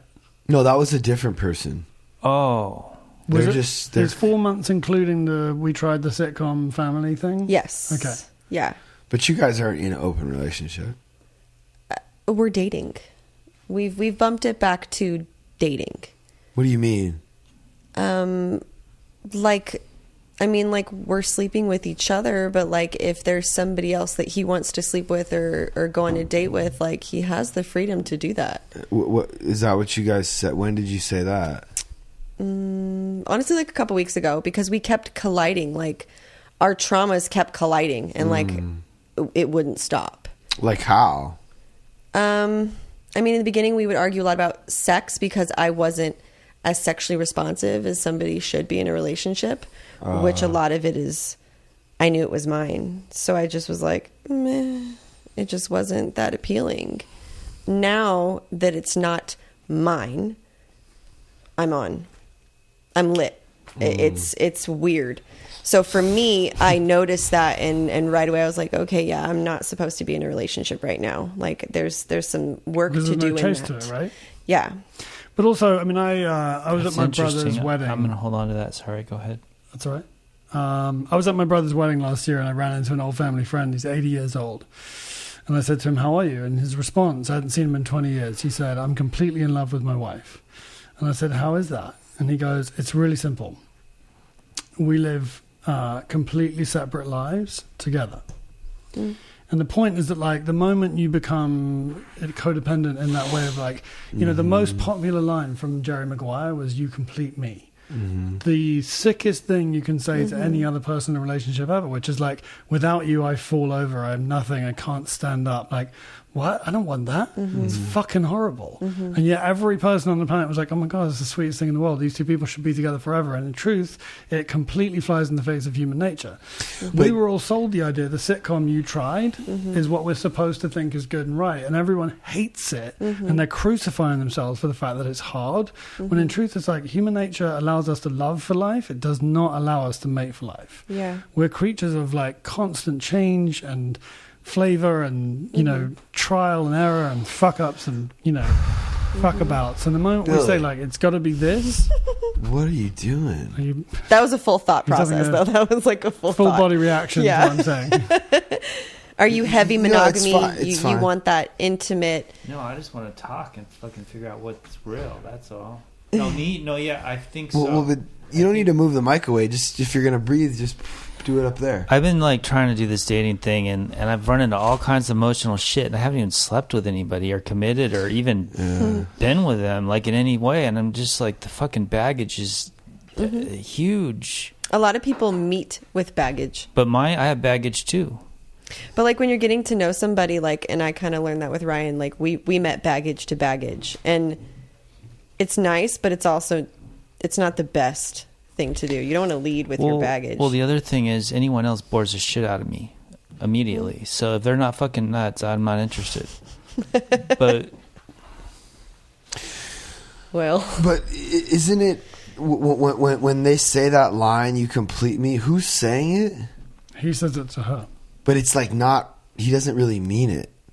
Or I know. He heard it. No. But this is the crazy thing about that movie. I'm just tripping on it because don't they hear it in the elevator? He hears someone say it to a girl in an elevator with sign language. Remember? Not really, but yeah.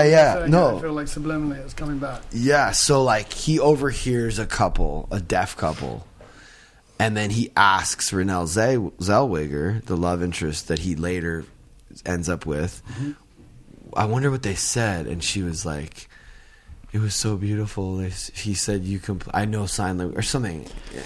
And then I think he says it later in the movie. It doesn't, I get No, that is a really romantic construct. But what I'm saying is that it wasn't, it was like off when he said it. It was off. It wasn't real. And it was like, it wasn't meant to, it's a great line, but it was like a catchy moment to throw back to like a it was fake, or it was like I don't know. I'm wanting to try to see if like the movie is smart enough to know that it's not healthy, and I'm wondering if humans are not, because in their situation, like I think the truth is in a movie we want to see the guy let go of the bag of cash and choose the girl. Yeah, right?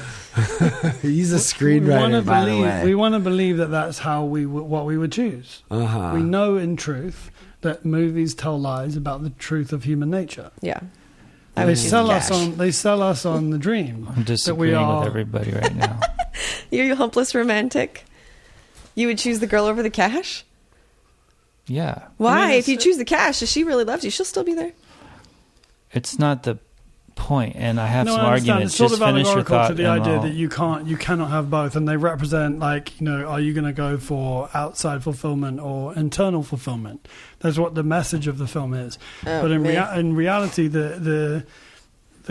we like seeing heroes in films do that because we know in truth, at our core, that's not what we do. I would not who choose we cash. Yeah. I would choose stability, financial stability over love. Okay. How many other bags of cash are there? There's always other people. There's always other people. Yeah, there's always shiny things. Yes, always. That's not what I said. Oh, what? But like There are we're always other animalistic. Like to me, we're animals. So like if you're talking about hunt and kill opportunity- that food or like mate with this lover for life, I'm hunting and killing food because I want to eat. I'll mate I another hear you. time. But The I want- opportunity to get set for life comes along very rarely. financially. Yes. Yeah. Always but in, choose the but in a money. movie, if you try and choose the money, you always end up with neither. You never get the money and then realize the girl was waiting all Well, along. once you get the money, all the girlies Sorry. want you anyway. But let me just talk. So I'm going to argue that why do people crave to get together and plan families and I love you? Don't tell me you didn't do it, okay? And why is that? Okay, at least in my head, I want a good woman. I've fucked enough girls. I've had really pretty girls. I've had, whatever, all kinds You're of stuff. yeah, I agree with you, but you're talking about two When you separate connect things. with somebody that's special, it's rare.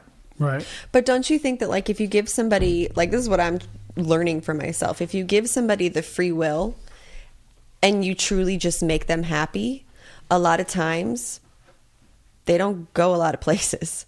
They just naturally will choose you over and over and over. It's just when you make the requirement that they can't that it becomes something different, in my opinion. No, yeah, like to me, yeah. if I'm banging this dude every day and I'm satisfied, I'm not going to call some other dude to fuck. It's just, Right. You know what I mean? Unless maybe you just want attention or But something. you know well enough, like as an alcoholic, the moment someone or even just as a human being, I don't know. The point is, the moment someone says You can't. you just can't do this one thing, it's all you want to do. Yeah. If someone says, "Do what the fuck you want," I don't care. Well, and when you Then know you that stop you wriggling. can't, when you know that you can't, like, oh, if I do, it's over. It becomes well, now Pandora's I'm just box. sitting on the couch and I'm bored because I can't. Like it happens to me all the time. I became very complacent and bored. It's like it's the whole premise of the film. Yeah, well, I wrote. I always use Pat and Veronica as an example because they have an open marriage. They Yeah, I have no don't idea about fuck other people. Right. It's just they could if they wanted That's to. But sometimes it's all a great But it's a- anybody psychological needs. but it's a head trick. trip. It's just about knowing you can. Yes. Like if I want to drink, I'm like, I think it's wonderful. I want to know I can. But the thing is, if I do, that the girl's not going to be happy at all. And I know that a girl can get laid so much easier than a dude. So it's like a whole power play. Everything's kind of complicated, right? But like in another example, like if a sponsor ever calls me and says they want to drink, I say, cool, go do that. And they're like, what do you mean? And I'm like, you got money in your pocket, you know where the nearest bar is. Do you want to do that? And they're like, no. Because they're expecting me to say, you can't do that. You're sober now. If I say that, they're likely to relapse. Mm-hmm. If I say, do what you want, then they don't.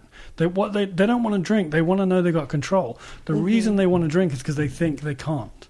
The moment they realize, like, actually, you have all the choice and power in the world. What do you want to do? They're like, oh, I don't want that. makes sense. They just want power back. The choice. You want the choice. So in the same in relationships, like the less of a box you put around a person, the more likely, the less likely they are to wriggle and run. Mm-hmm. But the moment you say, like, well, you can't go anywhere now, you're mine. Well, here's You'll the see problem. Here's the problem. I have abandonment issues too. Right. And I'm so afraid of losing somebody, I just push them out with all my neurotic shit once it starts to get close before it ever happens. Mm-hmm. I've done that plenty of times. Yeah, me too. Well, it's the preemptive strike, right? Then Dude, But to me, if then I you push should away, you can't absolutely leave me. you Yeah. should absolutely date someone that has a different mindset because the last thing you want to do is date somebody that's like feeding that abandonment issue. But that's what you're attracted to. But that's unhealthy because you're just feeding the demon that's in you. Are you going to be stimulated by somebody who's boring? I think it's boring to. Well, it's not. But actually, if you kill the thing inside of you that finds the excitement, Yes, that's what I mean. by the excitement of that constant near and fear of abandonment, then you will find the person. Because you just said, "I want a good woman," right? Yes, I do. So, in order to find that person exciting, you have to kill inside of you this drive toward the constant fear of abandonment and people who excite the constant fear of abandonment. Yeah. I will say that, like, when we took the rules and the requirements and the monogamy requirements out of it, I was more attracted. I was more present. Is he tripping? You can ask him. I became a completely different person. I was more present. I was more horny. I was nicer. I was gentler with my words.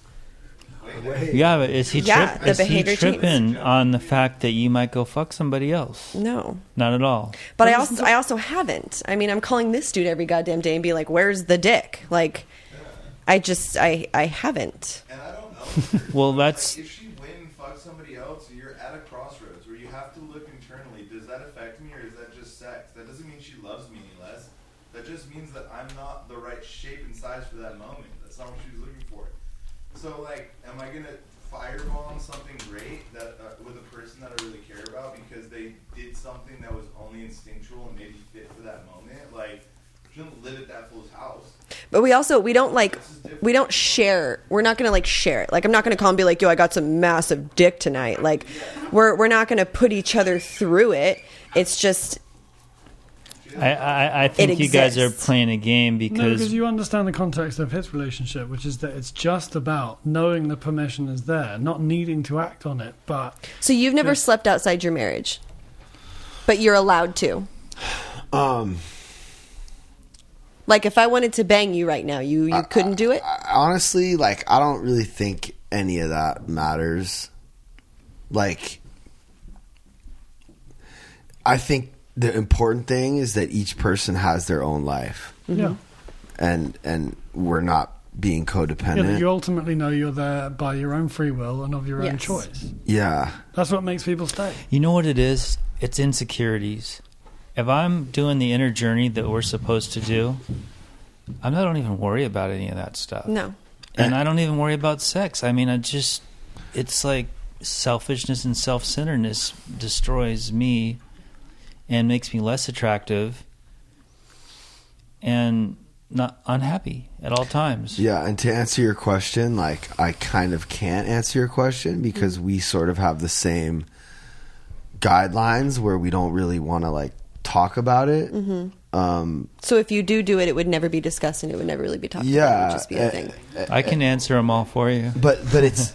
Well, we've done something with another couple.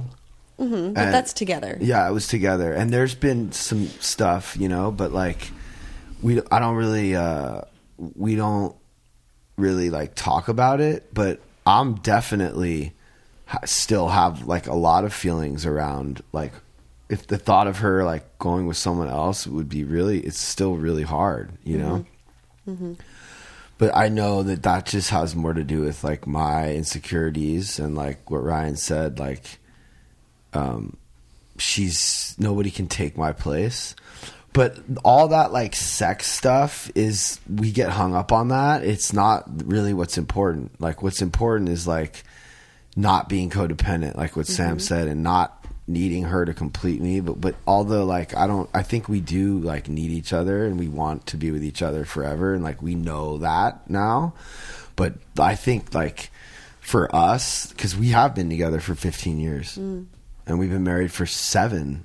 We're like we're good, Yeah. But we've had to go through all this stuff. So I've had to do my thing and have her like kind of frustrated, and then she had to go do her thing and have me frustrated. And we had to be communicating constantly, openly, and honestly throughout the whole process, so we could both like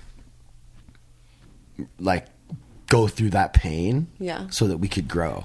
Yeah, I had to like feel you were there. But that's the amazing thing about you guys, you and Veronica, because most people would not. They'd be like, "I'm out. Yeah. Fuck you. Yeah. Whatever." But you guys kept But talking it out. No, but it happened a few times where we like, I pushed her away, you know, and then like she didn't know if she loved me, and she kind of walked away, and we always ended up coming back because we were able to put our ego aside. Was this before you were married or in your marriage? Both. Oh, really? Before and during. Well, you're spending a lifetime with somebody. Yeah, so I like had feelings of wanting to do that. Like once I heard her with this person, it was so gnarly. Have you ever been present when I've been talking about this? No. It was so gnarly, dude. It was like, because I was like with this other person, and she was with this other person in different rooms, and I was just like not. It wasn't working for me because this person who I was with wasn't confident and comfortable, and they weren't like. It just wasn't like Can I ask you a question? Yeah. Were you listening to your wife? No, let him finish the story. What do you mean? Well, I'm wondering wow if the with woman the you were person. with wasn't confident because she could tell you weren't in the Ooh. room. Oh, was she not confident because you weren't present? Oh no, she's just like a kind of you know, I guess like the opposite of her. Okay. You know what I mean? Like very like reserved, and like she was scared, and like I was kind of scared, and like I grabbed her and put her down, and it was like about to happen, and then like I got in my head and it like didn't happen, and then I was like, okay, we need to like, and then I just got afraid because there had been times on the road when I was with like fans where I like was supposed to, and I'm sober and they're like wasted, and I'm like trying to like be this like rock star, and I just like you know what I mean, and it was just like, okay, please, what are you doing, please, like why are you not working, you know, and then she's just like But you'll laying chase there. it away faster than anything in the world. Yeah, and then she's just laying there, and I'm doing nothing. Like I feel like I need a girl who's She's got to grab that shit and yeah. will like really like want to. But so you were with a girl that was super timid and not really into it. So I mean, she what probably was happening with Veronica? She was probably, but like she just Didn't know the approach. Yeah, she Right. just didn't. I didn't feel like she was. Did you go through with it? Not that night. That night was like one of the worst nights of my life Why? Was because I walked out of that room and went to the other room, just like defeated, and heard like my wife, like I had never heard her before. You know, with like a new person, like really enjoying it. And I just like walked in like slowly, and I was like, dude, I can't. It was so gnarly. But wait, so And then I told it happened him again. And then but then they stopped, and then like, you know, like got out of the cover. It was like, it felt like when Cheating, I walked in on my mom with the boyfriend after my parents got divorced, because I've had that was my trauma, so it felt like that. And then like I kind of like gave him a pound. I was like, dude, it's not on you, bro. It's all good. It was so gnarly. But that's the weird thing about a situation like that, which is if you don't sleep with the girl, then essentially you're it's almost like Veronica has now done something that you weren't on the other, balancing it out. So in my mind, I was like wanting to make her out to be some like slut, and then like she came back in the room, and they both tried to like help me, and I like just was like depressed, and I couldn't get in the mood at all. I mean, that I was past. I got in the shower. I like got. Both of the girls tried to get you at that point. Yeah, I went back into the fetal position, and then she was still trying to like make it like chill. Meanwhile, they're both drunk. Not my wife. She doesn't really drink, but the other two were drunk, and then she wanted to go drink more, and then like we did it again in Palm Springs, and like it worked better then. And then Same couple? Yeah. But what you gotta hold on, and then like the third time it like worked like pretty comfortable. pretty well. Yeah. I'm amazed With after the that same first experience couple? you ever I know. agreed to. What a champion. Well, and guy, here's the another thing guy. too. You don't know how bad he suffered after the first one. I talked to him. I think it must have been a couple weeks of like he was but that's not so well. good that you dug back into that. It was just because growth. it's your personal shit. Yeah. It was just growth. Yeah, I just that's grew, amazing. and then me actually after that night, the next week or two was like me and her were just, it was like so good. It was like in the bathroom, breaks, like come over here, like it was weird. It like it like really it, and I just felt comfortable with her, so I could like do that with her. And she, I don't know, it just got. And then we tried it again with them, and this time I had like an aid, like I got these like pills that were gonna help me. So it was a little better, but I still, till this day, never was able to like finish with that girl. I had to like go back to Veronica. That's cute. Quite sweet. Yeah, That's sweet. yeah. That was my rules in an open relationship. If I was like swinging or like having another girl, like you came for me. You could do whatever you want, but like the cum is for me, Right. not for her. That was like my only stipulation. So now, strange stipulation. So to have. now you can imagine there's like definitely some fear around like trying it again, or like even just being with any other girl without her or with her. But that's not the important part. The specifics and the details of the sex stuff isn't what's important. What's important is like knowing that like you can't break our bond. And You knew I had a question immediately. Dude. I just wanted to know, would it be like, because that scenario Here, is like talk a setup, closer. right? That scenario, it's like so orchestrated, and we actually just recently talked about this. Would it be like, how do you feel about doing it this way with like a couple swinging, essentially, right? I don't think it works. I think it's a really awkward kind of contrived situation. Yeah. But like, if you organically met a chick somewhere out around town and it just sparked there, and you knew it wasn't going to go further than sex, but like, it was the right moment, it would be different. Yeah. I feel like, right? 100%. It felt forced. You were like, Yeah. this isn't something that I really want to be doing because like, Well, no, I'm intrigued and I want to like do it. she was like hot. I Right. was, but Yeah. but I didn't connect with her Exactly. really. Yeah. Exactly. But I it's never almost I like never scheduled have. I sex. feel like that shit. Yeah. Yeah, scheduled Yeah. sex doesn't work. It just Right. it's like, yeah, it's like no, it'd be terrifying. I like told her, I'm like, yo, I'm not into it. Like, Wow. I would feel like I already know myself, and I'd be like, that's just a situation that like I feel like I wouldn't want to be in. Wow. I mean, I Yeah. even asked him like me and Yeah. another chick and him, and he was like, "No, No. I don't Well, want no, it." that could be cool if she helps facilitate the whole thing. Yeah, it's a lot of work, one dude and two I- chicks. He's like, I'm, it's like, really shaking- overwhelming. Yeah, I was like, I'm just not into it. I just know myself, and I just know that He's like, so rad. yeah, You better be fucking stoked. He's just so he's dope. To be able to be that honest is really admirable, and it takes a lot of strength and courage that most men don't have. And he's already shown those qualities to me in like so many different ways throughout our relationship. It's love really, you, brother. Yeah, man, I love you too. But I think anything is possible. But yeah, I definitely have like wished, or what if you just, let's just go out, because there's actually a couple right now that's like hitting me up who she's talking about she's into it, and I'm like, think she's hot, but I'm like kind of scared we could just go on out to dinner and meet. But the thought of this guy with her is just a lot. Yeah. It's a lot. Yeah, he said he would never want to see it. Yeah, I don't think I would want to see her with another dude. I'm very much like, my belief in, and he had a really great way of putting it actually, and it's a way that I had never kind of summed it up, and I had already like struggled a lot having the conversation with people that maybe hadn't had experience with like openness in relationships.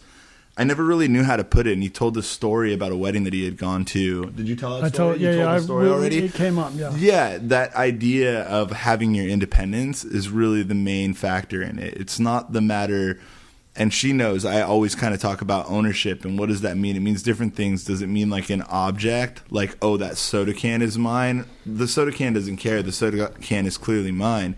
But when it comes to a human, they have a whole another identity. And for me to say, like, I want to control your world, it's not about that. You could never sleep with anybody ever again, and that be the only person that you ever sleep with. Or it could be that, they do, but it doesn't really matter. I liked the way you put it. Let me with ask that. you a question, though. What about their heart? Do you want their heart to be yours. Yeah, I mean, I feel like if there was like an emotional connection where like they're like honey boo booing and sitting in bed and like getting each other flowers and shit, I'd probably want to kill that fool. I did ask You know? him like, Like- so if I was like going on dates with this guy and like sharing like intimate moments, not just like, hey, come over, let's fuck, or I met you at a bar, let's fuck. Like, Or if like we're going to dinner getting to is know one thing somebody before, like like that. That's yeah, the breaking fear the ice. that I mean, will if you're happen. like going out and enjoying yourself around town and whatever, it's not like you have friends. You know what I mean? Like people can still be friends. I don't know. It gets into a weird gray area, and that's why I think it's better to just not talk about those things, because how people interact shouldn't really affect how they get there. The point is the second that there's a challenge between your connection with that person, if there's someone else interfering with that, then you're at a crossroads where you either need to break it off with one part. Like you need to choose the more important party. And if you don't think that you're capable of that inside of an open thing, it's best to just keep your dick in your pants. You know what I mean? Like if you don't know for certain that like if you're the type of person that just immediately like is like, oh, I'm head over heels for this person, like I don't get that way. It's really hard. She knows. I met her pretty quickly, like was like, okay, I'm ready to like turn my world around, which is rare, but like it's kind of hard. And even now, like there's moments where I shell up and I'm just like emotionally kind of a roller coaster ride. So I know like the likelihood of me falling head over heels for some random person is pretty much not going to happen, you know? But yeah, I mean, if that's the type of personality that you have, I'd say that this thing is more something that you should take spiritually as an open thing. I almost not feel sexually. like you should just wait years Yeah. until, like, for me and her, like, there's just, it's not possible. Right. Nobody could ever take either of our place because we've just Right. been through so much together. Right. And the ties are just so strong. It's strong. But even just you talking about that, Right. it tripped me out because I'm like, yo, what if I did meet a girl who like enjoyed watching all the same movies as me? Like, because me and Veronica don't. There are things that we don't. A lot of things where Right. we're not. Like, I don't. Which is even- healthy. Which is kind of healthy. yeah. But like, what if I met some girl and she was like Like your best friend. yeah, or just like worshipped me the way Veronica did in the beginning. Like Yeah. I kind of miss that, and I feel like I could get pretty into that. Yeah. It's just fucking, it's tricky, dude. Yeah. It's hard. This one was an anomaly. Like, really. Like, she came into my world and, like, for some reason it just clicked really quick. Yeah. And it hadn't really happened that way for, like, a really long time. Like, I was just kind of in and out and keeping a distance from everybody and really being direct and being honest with people. I never misled anybody. I always made sure that the ground rules were kind of, like, clear from the start. But, yeah, this one came into my world, and then we started dating like pretty quickly. But like for the previous 2 years, like it hadn't been like that. I think because I had a really like heavy roller coaster ride of a relationship prior to that, and it was just different. But even in that one, I always wanted to run. Yeah. He has this thing where like he was in like a really controlling, emotionally abusive relationship for like 6 years. So anytime that I do anything that feels ownership like, anytime I'm challenging what he can and can't do, who is this, who is that, any little bit, he's out the door. And I mean, like, we're over, never call me again, I'm not doing this, relationship's done, I'm out, I want to be single. And how do you reel that back in? It becomes bad because that's my abandonment trigger. So I lose my mind because I'm sitting here like, oh, you just fucking out? Like, oh, so I don't mean shit because you just out at the drop of something small. Yeah. But it's been an interesting experience because I don't want to be that way. I don't want to keep feeding the abandonment. You guys, everyone just person. needs to work on their own shit. Yeah. Yeah. And But that's what keeps me in it. And you guys will help each other Right. grow together if Right. you can communicate and be open and honest about everything you're going through and not Right. run away when there's those conflicts, and just keep communicating, keep working through it, keep trying new things, and keep coming back to each other. That's why it. I think that we stay as close as we do now without having like a relationship requirement or title, because we're polar opposite in what we think we want. Because, like, as much as he says he's defiant in a relationship, he's still very much my partner in every other. I spent Easter with his mom, and he wasn't even in town. Like, Nice. we're still very much partners in many. I mean, he's here now. Like, we're still very much close and intimate best friends like that. But we really are completely opposite in how our trauma is, like, opposite. So it's an interesting dynamic to still continue to navigate relationships as a whole. As long as I think it's going to work because you guys are both able to be honest and vulnerable, even though you're strong. And as long as you have that willingness to be vulnerable with each other. Do you really also, think like, it's going to work? Because I I'm always like 98%. It's not going to work. Well, they've already had so I mean, much. not you, but it's just a in general. statistic, right? Yeah. I don't think that we're relationships are tough, even, dude. and we're not No like. matter what. I'm not even sitting here thinking, "Oh, this is gonna work." Like That's what's not key. even. It's not even we're on here, the we're table. now. It's not even on the table. Yeah. For me, I love him so much because I'm challenged to work out my shit. Yeah. And if I were to go date a monogamous man that wants marriage and kids, I'm going to be a shitty wife. I'm not going to be good at that. It's not something that I want like that. I don't want the boring, basic monogamous. I need stimulation. I'm an adrenaline junkie. I'm an exhibitionist.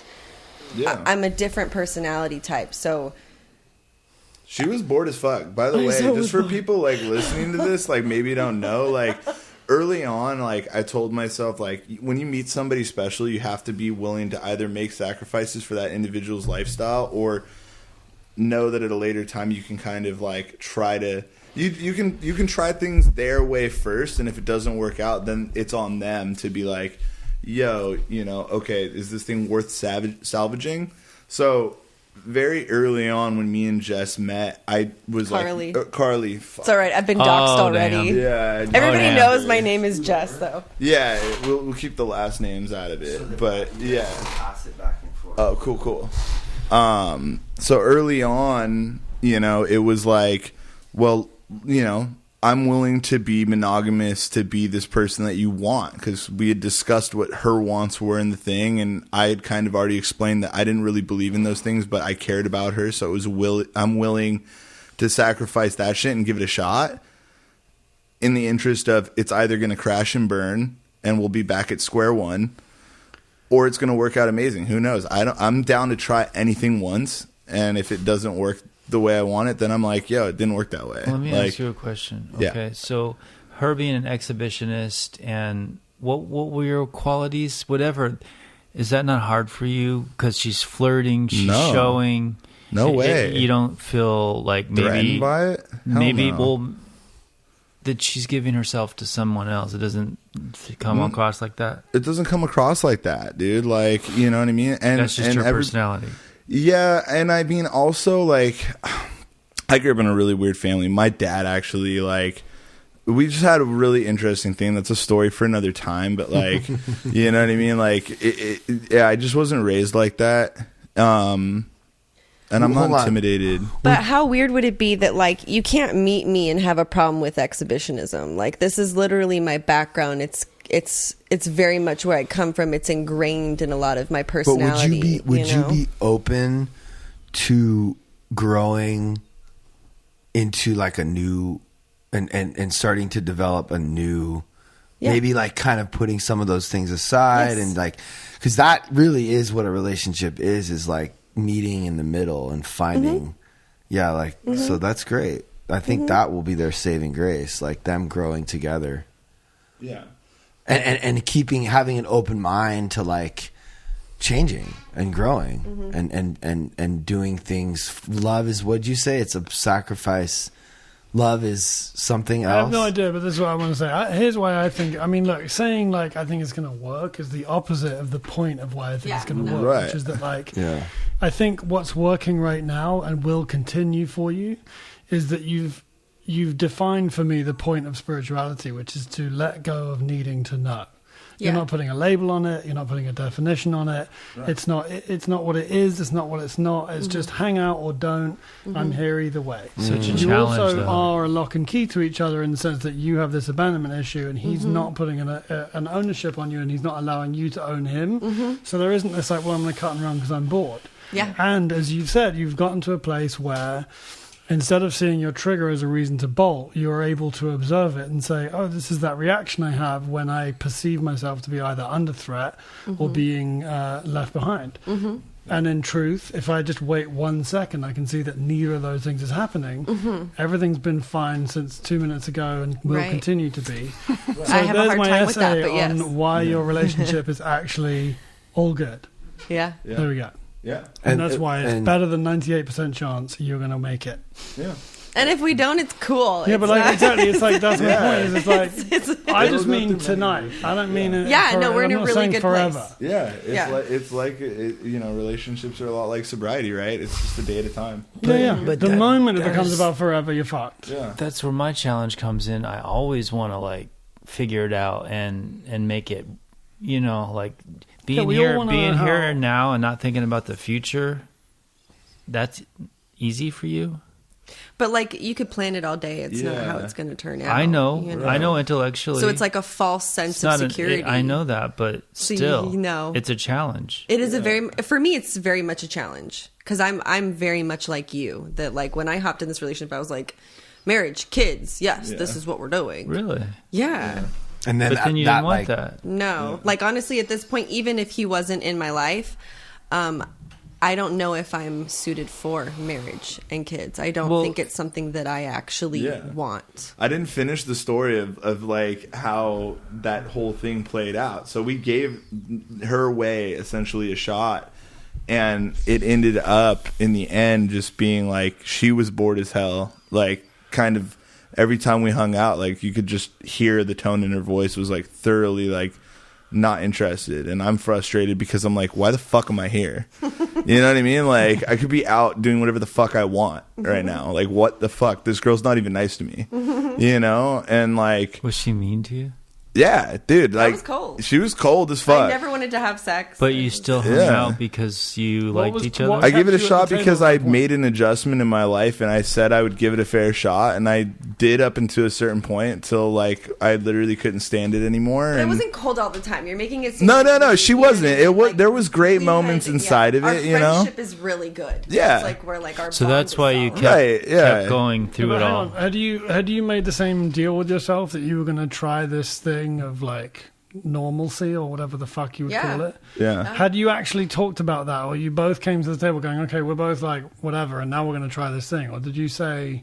Oh no! You make an Early, the agreement? first date, like literally the First date. first date, I explained to her my thoughts and opinions on relationships. I was like, casual. "Yo, yeah," and she was like that, and then And what we're made like- you agree to that?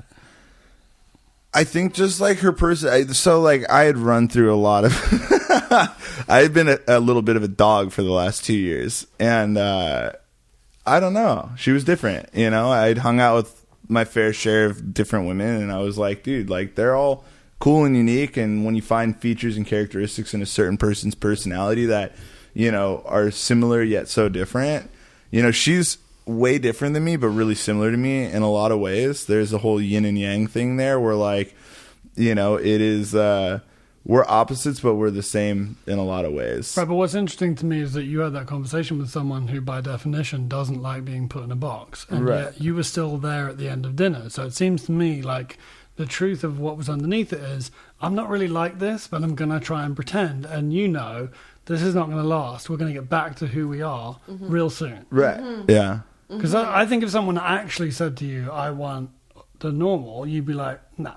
Yeah. But you stayed because where it came from was, that's not what I do, but I want Yes. to try it. Right. Yeah. I like that little challenge of it. Yeah. Yeah. And actually, the biggest thing is just like if you're friends, Yeah. you're good. That was the main thing for me. Yeah. That was the main thing for me, dude. Like literally when I was making the adjustment to thinking like, okay, I'm going to give this a shot. It was because I could tell she was my friend from the start, from the get-go. We sat there on the couch, we laughed our asses off. We had like some food and watched a movie or whatever. She told me about the porn. Like I had just told her about my opinions right before that. She's like, well, when we're being open and vulnerable, I might as well tell you about my shit. And I was like, You I'm didn't friends know- with this you girl. didn't know who she was? No, I had no idea. Oh. I had no clue. We met on Facebook. Yeah. Oh. Through like mutual, like they like all adjust your whole thing via your like circles. So there's probably some connections there somewhere, but yeah, it was a weird thing. Yeah, I was friends. It's just friends for years. Yeah. That's what it was for me and Veronica. And we were just hanging out a lot all the time. Friends Yeah. with benefits. Yeah. Okay. But then, I mean, it slowly became that. And then like, Were you friends for a long time before it was friends with benefits, or were you friends with benefits? yeah, well, kind of. Yeah. I mean, Because the one thing I will say is that everyone I know who got married in their 20s and said, I'm marrying my best friend, they're not together anymore. Yeah. well, it got kind of hard. No, but when that's the first thing you say about the relationship, to me that's the death nail in the coffin. You should be friends, but you like it can't be front and center. Like if you're marrying your best friend, you are It would lack the passion. I want to ask a question. Sam, could you handle this situation? Just say that it was you and her. Could you think you honestly could do that? So I mean, look, are we talking about an open relationship? Or like with Just like her, a porn chick. who she is, no, you know who she is, and I all get of it. bored in basic She's just told us relationships. everything about her. You think you could handle that? I don't know. It's a really difficult question to answer without actually being in the situation. Yeah. Yeah. I want to say intellectually, of course, because what I believe in is the construct which you've built, which is hang out or don't. I'm here either way. Well, let's just do this until we don't. That's the healthiest form of any relationship. Exactly. Is I'm self-contained. I was good before. I'm good after. So hang out as long as you want, and that for me breeds longevity, because it's based on total, absolute, omnipotent control and choice of what I'm doing.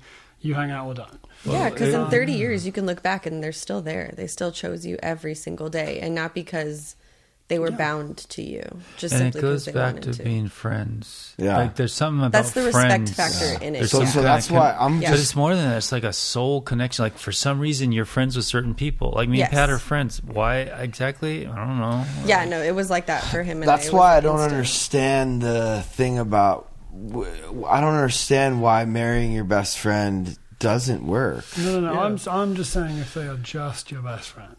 Mm. You mean aren't just best friends with Veronica. You have a great friendship. right? You like her enormously. You like Right? hanging out. No. Yeah, no. But you have a ton of other facets to your relationship. You mean like attraction and stuff? If the only thing you can say about the person you're marrying is that they are your best friend, and you say it like that whole mark, Yeah, that'll melt at some point. Yeah, but real it, quick. Yeah. there needs to be other stuff, but that is the most important thing. Yeah.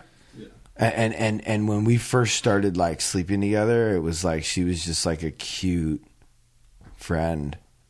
That's not the same as like she's just my friend. However, yeah. without wishing, I feel like I may have sounded like I dodged the actual answer to the question, and I think without being in the situation, I can't possibly know. But what I imagine it to be is that the idea of it is like I don't know if I could get out of my own head about where do I sit on the totem pole of your experiences. Yeah. But I imagine that it's a lot like I ride motorcycles, and when I imagine riding a motorcycle, I can't fathom how you don't get in an accident every 3 seconds. Yeah. When I'm on a motorcycle, I'm not thinking about At it all. Right. at all. Yeah.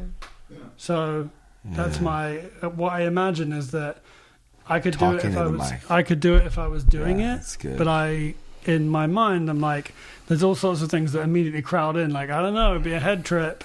Would I be able to forget It would about be it? a head trip. with me. The first thing I think of is like I'm like turned on.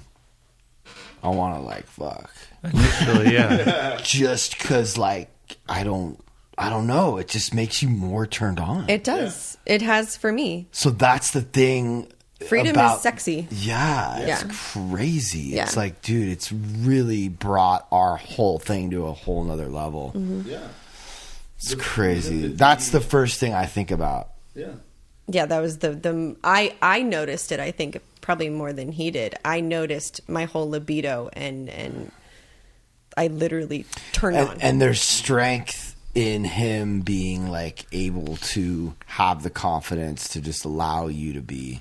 Mm-hmm. And I think some people might see that as like weakness, and that's the whole like learning to lose message about humility and vulnerability is your strength, because most men think they're so strong that they are going to force their woman to only be with them. It's like, that's not strength. That's like insecurity. And But like, we had some of that. Like when we The first started opposite of sleeping strength, together, really. like, In a relationship that was one-on-one. but even beyond all that, like there was a lot of navigating our sexuality as a whole, because like I've had an abundance of experience. And like, though you've been promiscuous, like my experiences are like, what'd you say? There's no comparison. there's yeah, like comparison, dude. it's you know, and so we had to have many conversations of like, It must be fun.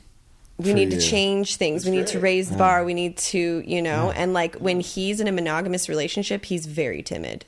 Yeah. Very timid. I mean, like scared, nervous, meek, like just Small. very small. And that to me, I was just like, what the fuck is going on? It's like it takes your power away. oh, immediately. Everything. And Really? like very Really submissive hate to it. me, very much like, are you okay, babe? Do you need this? I love you. Very and like that's I don't comprehend that. Like that to me was like, She hated it. It was ew. clear. I don't. Yeah, and the moment that was taken away, Alpha came out and he was just a normal person. Yeah. and like set boundaries and like I don't think it's about monogamy, though. I think it's just about him being confident.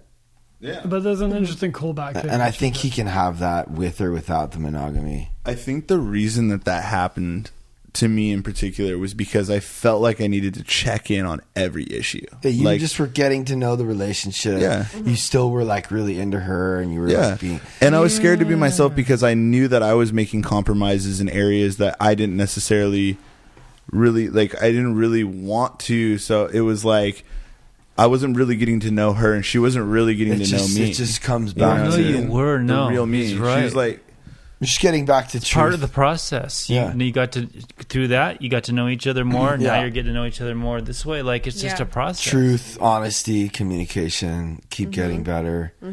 Just keep improving it. it's That's it. wild. I know. Is it exhausting? Because At I find times. it kind of exhausting. It's actually a lot of fun until we collide. Until like I fall back on abandonment a lot still. So- Dude, all I'm noticing is that, like, yeah, like you have work to do. Yeah, heavy. Are you seeing a therapist? No, but I want to, and I have Aetna, so I definitely Yeah, have to just look you. into it. I think every human being should. No, I definitely do. Like, I went and saw my dad this weekend to go see my grandma, and I stayed for 24 hours. I drove all night home. Yeah, I like- couldn't dig into it. I was Yeah. out. Well, talking about those feelings with your therapist, and then with him, and then like growing and learning, and And these meetings, this is a huge. this is good too. Having a faith in something. I like greater. that you said sex addict because I'm a sex addict. I went to SLAA for years, and so I was like happy that she was able to just say that. I didn't notice I was until I was out of the business. I didn't even know that I was. No, I would love for her to be a regular. Ryan too. Do you not Well, have he any other kinda is. addictions? Are you not addicted to any form of substance other than that? No. Okay. I actually enjoy not being. Like, I smoked a lot of weed for a long time, and the moment that I'm like, oh, I need this, I'll cold turkey. And I that's why I'm addicted to control more than anything. Right. Yeah, that would be kind of unhealthy. But sex is definitely one that I do think I have For what reasons? addictive tendencies. The reasons that I do it. I feel like I use sex as a tool. I feel like I use sex for healing. I feel like I use sex. Escape. Yeah. Yeah, so I masturbate that's, every single night. Every single night. Yeah, so that's all. And if you This, don't, Even do if you have feel sex? off or something. I feel frustrated. Yeah. Even if you're having sex? Yes. Okay. Every single night. Unless I'm, like, after. at his house. Yes. Yeah, same with Every single night. V. Like sometimes not. I don't. It's not every night. It's just sometimes after sex, she'll like do that. She'll finish with that. Oh, no, I do it every single night. What? Yeah. Yeah. Yeah. Helps you look. I mean, dude, I don't know. I masturbate every night too. Not after sex. If I get laid, I pass the fuck out. But like, you know what I mean? Like, I think that's healthy. I don't know. It's all good. It's also just a great, it's a great sleeping pill. Like, just That's why I do straight it. I do away. it to go to sleep. That's truly why I do it. Yeah. But yeah. Just looking inwardly every day and talking with other people. It's like funny. I say see a therapist, but really like this is therapy. Yeah. And people just need to do stuff, talk more about stuff, and talk to each other. But the hard part is being honest, like not saying, it's hard to know what that looks like. What is the truth? Is it? That's where I'm at. Am I wanting another person, or am I just afraid that he's going to leave? What's the truth? Or even just the basic shit. Like, it's hard to see the truth. You get these clarity moments once in a while, and you're like, oh, so but it's hard. not easy to know what's really going on in your own head. Even I don't. It's hard. I don't know where I stand with a lot of like my boundaries in relationships. I have no idea what they are. Yeah, and it's weird too. It seems to flip flop. Like sometimes I'm real confident, and other times I'm like a needy little baby or something. But this is the thing. This is like, you don't really see this in a lot of people like you, like this, you admitting that you don't know. That's like not who you are. You're like, I fucking know. But so the fact that you can have that enough of an open mind and enough humility and enough of like you being willing to like learn and grow, like that will save your life. And anyone else in the world who's willing to like open up just a little bit. Here we go. So does it bother you that now I want to see her shit because now I've gotten to know her? My OnlyFans is $20 a month. Mom's fun, dude. You can Google me all day. Go ahead. It's interesting you've asked him. so I mean, much more. you don't strike me as someone who has the slightest issue of self-esteem or that questions this in any way. But you keep coming back to this thing of like, but are you not bothered? Are you not? I'm only saying, I guess, as a compliment to you. Like, it's very, very clear to me that it's net zero. Yeah, and not that you don't care, but it's not that I don't care. It's not that there's not it's not my life. It's her life. I can't control her. If I tried to own the shit that she wants to do, I can't inject my emotions into that. Dude, I don't really get that. Like you can go and subscribe to my FNCV. Yeah, it's so weird. I was talking with one of my friends, Jason, on the podcast, and he was talking about his wife is sacred and he doesn't want anyone else to see her. Yeah. That's like for him only. Yeah. And I just don't understand that. Like she I don't get it. Like check it out. Look how hot she is. You should look up Karlie Montana. She's bomb as fuck. But that wouldn't even work with me. You know what I mean? Like I'll never be with a man that feels that way about a woman because it's not tangible. It's weird. This point. But after you described your bonds, I'm thinking seeing my girl get plowed by another dude would turn me on. Right. As long as I know that's it. Heart to heart. That's it. Yeah. Wait, you seeing right me watching her fuck somebody. Yeah, that's high level. It definitely would turn me on. And it's just, dude, it's just a matter of walking through shit you didn't think you could walk through, and then you just walk through it, and then you're like, oh shit, that made me feel like the truth about what I actually felt when I heard that and I felt that way. And I was like, oh, she's like a slut, like fuck, like she doesn't. What was really going on? What was the truth behind what I was feeling? It could only be one thing. What? I'm afraid she's gonna leave me or like that better or I mean that's what else is there? What else is there? I'm gonna throw a plot twist into this. We had this conversation the other day, this exact one, and I would actually not want to watch. Oh no! Isn't that funny? No. Yeah, like I would be either. like not. That's one thing. Like when we were talking about it, she was like, well, how would you feel about like being in the room? No, I wouldn't either. Oh yeah. Okay, you were agreeing with that. Okay, I thought you were saying that like it would turn you on in the sense of like. No, me it would turn on. I guess I'm a weirdo. No, you're not weird. Everybody, that's not weird at all. I didn't say I was the most. Well, maybe I am. Yeah, but you're the one like literally sitting here saying you could never deal with it. This? Yeah. No. So you see this? Yeah. He's the furthest from Right. being okay with it. Yeah. He's just saying that it would turn him on, but he would like never be able to be with her. No, Right. no. I'm not saying that. I'm saying if I knew she was with me, she was my girl, right? Mm-hmm. Then it would. It would be that trust. Okay, I don't so hold trust on. anybody. Okay, That's so the hold problem. on. Okay, so you're with the girl.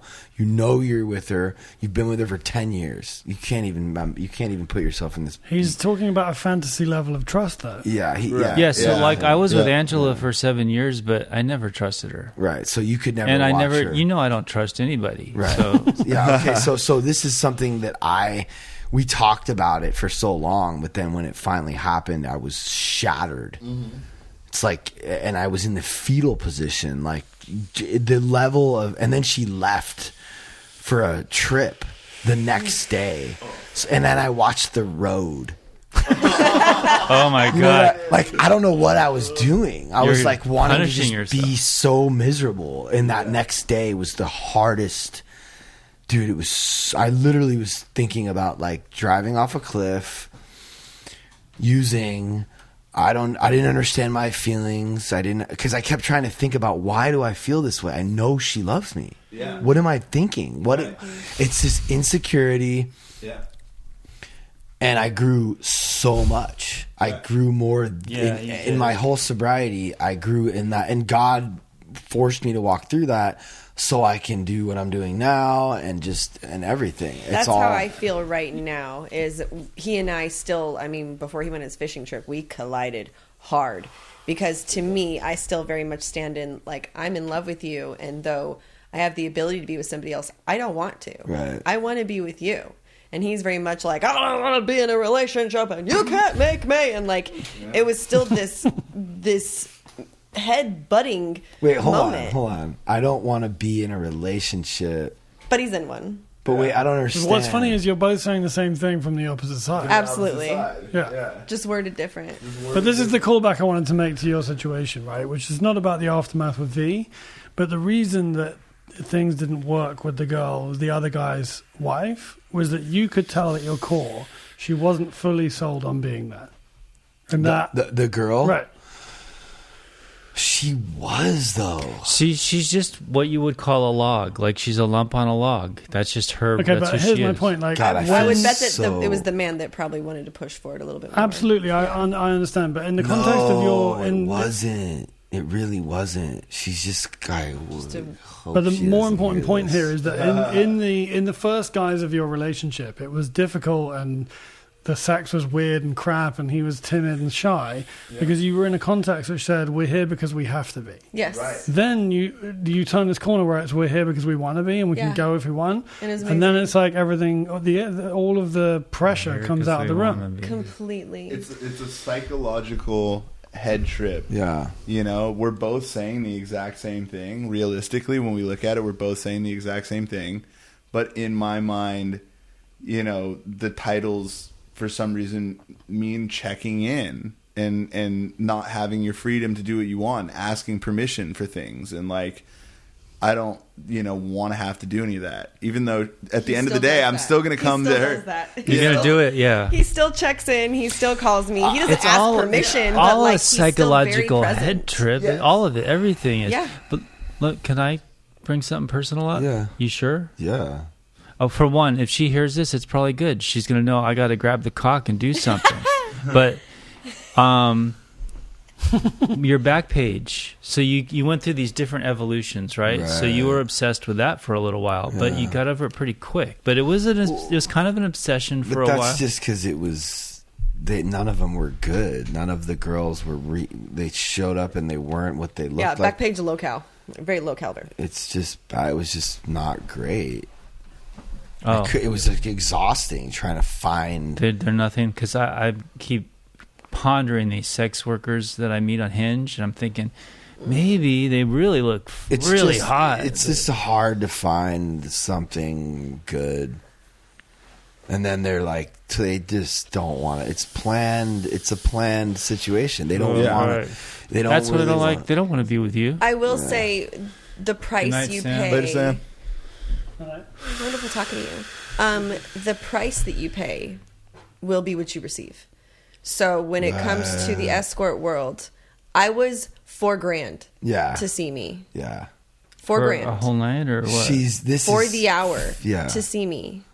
Yeah. For the hour. You got to pay at But- least $1,000. But Or I else it's not was gonna be an worth amazing it. person to be with. I was who I am now. Yeah. I was nothing different. I gave a you're- shit. I was very present. Yeah. I you know, You're like you 100. felt loved. You felt wanted. You're Shit, 100. who's gonna pay that? I can't pay that. I'd be CEOs broke of in a Sony. minute. Like, Yeah, ballers. Like, it was a caliber of people. That's why I wasn't really that CEO of Sony's probably not going to kill me, you know. But Yeah, and you're worth $4,000 because But if you're you like go- a real person with a brain that knows what they're doing, that has a great body. Like, and I know why I'm here. I'm here because you're escaping whatever lifestyle that you live, and you need a moment to just release. You just need this moment, you know. And that to me was everything for a lot of these people, and I understood what I was here for. If you go on Backpage or you go to these Hinge chicks and you're paying $250, you're going to get a really depressed single mom trying to make her bills. wow. Yeah. That really doesn't want to be there, and the pain, like the exchange of energy that you're going to get is way worse than how you feel now, because the sexual energy that she's going to put inside you is the darkest shit you will feel. Yeah, And you're I gonna could tell feel you that. that from firsthand, from doing girls that didn't want to be there. I would leave with the heaviest feeling for days. I would feel Yeah, it because I know that I just did this with this person that didn't even want it, and it just felt like tar. Yeah, I've experienced that. Yeah, I noticed that even when I look at porn, if I can tell a girl's not enjoying herself, it's not That's why amateur porn is the best. unless maybe. Yeah, never mind. To me, amateur porn's the best because it's an actual couple that shot themselves and they want to 'cause be doing this. They're getting off. So basically, all that what I discovered was that it's just not worth it, and I don't want to spend that much money. Well, that's what it was. But then there's Yeah. this the only thing that's I thought you just tried it and you're like, oh, this is So- what it is, no. and I'm over it. no, it's just not worth it. It's not the money that it costs to find a good person is not worth it. Plus, the only thing that I found that's kind of a cool little thing is like the massage. There's a massage spot. Rub and tugs are great. Yeah. Yeah, that's like a cool, and like, you know, some of the girls are like, there's a spot up by Harold's on TO. Do you know where Harold's? Yeah, I know where it's at. Do you know the spot? I don't know the spot, but I know where It's Harold's is at. right next door to Harold's. Yeah. Have some breakfast.